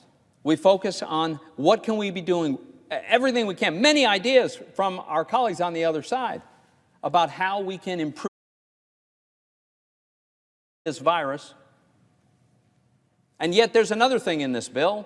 The other thing in the bill is to make sure there's a job to go back to. For the men and women who wake up tomorrow morning and don't have a job to go to, when this finally passes, I think it'd be a good idea if the company that has been employing these folks still exists. Now, how's that going to happen when they are not allowed to have any revenue? They're closed. Well, we've developed a plan in this bill to address this. So it's really kind of two components. For small businesses, there's a program that has the effect, at the end of the day, what it means is the federal government is going to pay for payroll for small business. That's amazing when you think about that. Nobody's ever imagined this before. The federal government is going to pay for the payroll for small businesses as long as they keep their employees on the payroll. The mechanism is a loan, which they will use to make the payments, and then they don't have to pay back the loan as long as they did, in fact, keep their workers on the payroll. So we've offered, in this bill, to pay to keep people on the payroll of small business, and our Democratic friends voted no. No, they didn't want that. Now, for large businesses, we took a different approach. We said, all right, we can't actually pay for the entire payroll of the entire American workforce. That's like 150 million people. But here's what we can do. A big company if it's solvent, if it's viable business, but it's in a cash crunch because, have I mentioned, they're not allowed to have sales. They're not allowed to have revenue. They have no customers. In many cases, if they could, I mean, the airlines, there's nobody flying. Think of hotels. There's nobody staying in hotels. But it's all across the entire economy. So what we did is we said, look, if you've got a viable business, we're going to have a program where we're going to lend you some short-term money, because this should not last long. You're going to have to pay it all back. But we want to keep you alive, this employer, so that when this is behind us and when we no longer have statewide shutdowns and when we're able to go back to work and go back to producing and living normally, it'd be really nice if these employers still exist. So that's what we created. The minority leader derisively called that a bailout, as he voted again, to explain his vote against this. This is not a bailout. It's ridiculous to characterize this. First of all, they have to pay back every dime that they borrow. Every dime. It's explicit in the bill, in the law, that there can be no forgiveness. None of this can be written off. The companies that borrow this money have to pay back every dime. And let me stress, this is not their fault, okay? You're operating a business somewhere in Pennsylvania, and the governor says, by the way, close your doors at 8 o'clock Monday morning, and you don't reopen them until I say. Now look, I'm not trying to attack my governor. I understand why he's doing this. But the point is, it's not possible for a business to survive. And we're seeing this manifested, the sort of easy visual view on this that some of my colleagues have mentioned are financial markets, because they reflect what the world thinks about the future of our economy. And it's really, really grim. Some have suggested maybe we shouldn't focus on that. That's not the focus. That just gives us a reading of just how bad things have gotten. And it's really bad. And when my Democratic colleagues came down here and voted against all of these programs and all of these efforts to rescue American workers and families, advance our fight against this disease, and keep employers viable,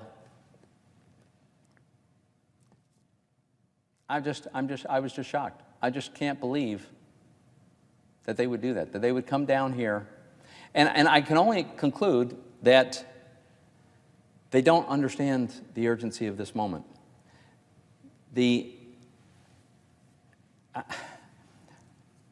think they got to understand the nature of the disease, the severity of the disease, what that is doing. Maybe there's a lack of appreciation for the fact that at the same time, our economy is being destroyed. Many of the, if they continue this obstruction and they refuse to let us pass this because they dismissively refer to keeping alive employers as a bailout, then a lot of these companies will fail and they won't come back. You don't just flip a switch and have a company that failed, that went bankrupt, and think you're going to turn it back on. It doesn't work that way. It could take years or decades to rebuild an economy. And that means how many millions of Americans lose out on so much opportunity, on so much of life. That's what we can't let happen. We've got to stop this as quickly as we can. And that means I'm convinced these three elements, focusing on individuals who are adversely affected, and now that's virtually everybody. We've done that massively, unprecedented scale in this bill. Focus on killing this virus, defeating this, developing the therapies, the cures, the ability to treat, the hospital capacity. It's in this bill. Look, there'll be more to be done, but for now, this is huge. And we got these ideas from Democrats and Republicans. We put them in the bill. And then finally, if it's a fundamentally solvent business, just an extension of credit for a few months, a loan that they have to pay back so that there's a reasonable chance they'll still be there. Mr. President, this is exactly what this moment calls for. This is what we need to do for our country. So I am hoping that our Democratic colleagues will frankly come to their senses and conclude and understand that there's no time for games here. This is getting worse by the day. We've got to act now. So I hope before the clock strikes midnight tonight, we will vote in favor of cloture on the motion to proceed, the procedural vote that allows us to pass this bill as soon as possible.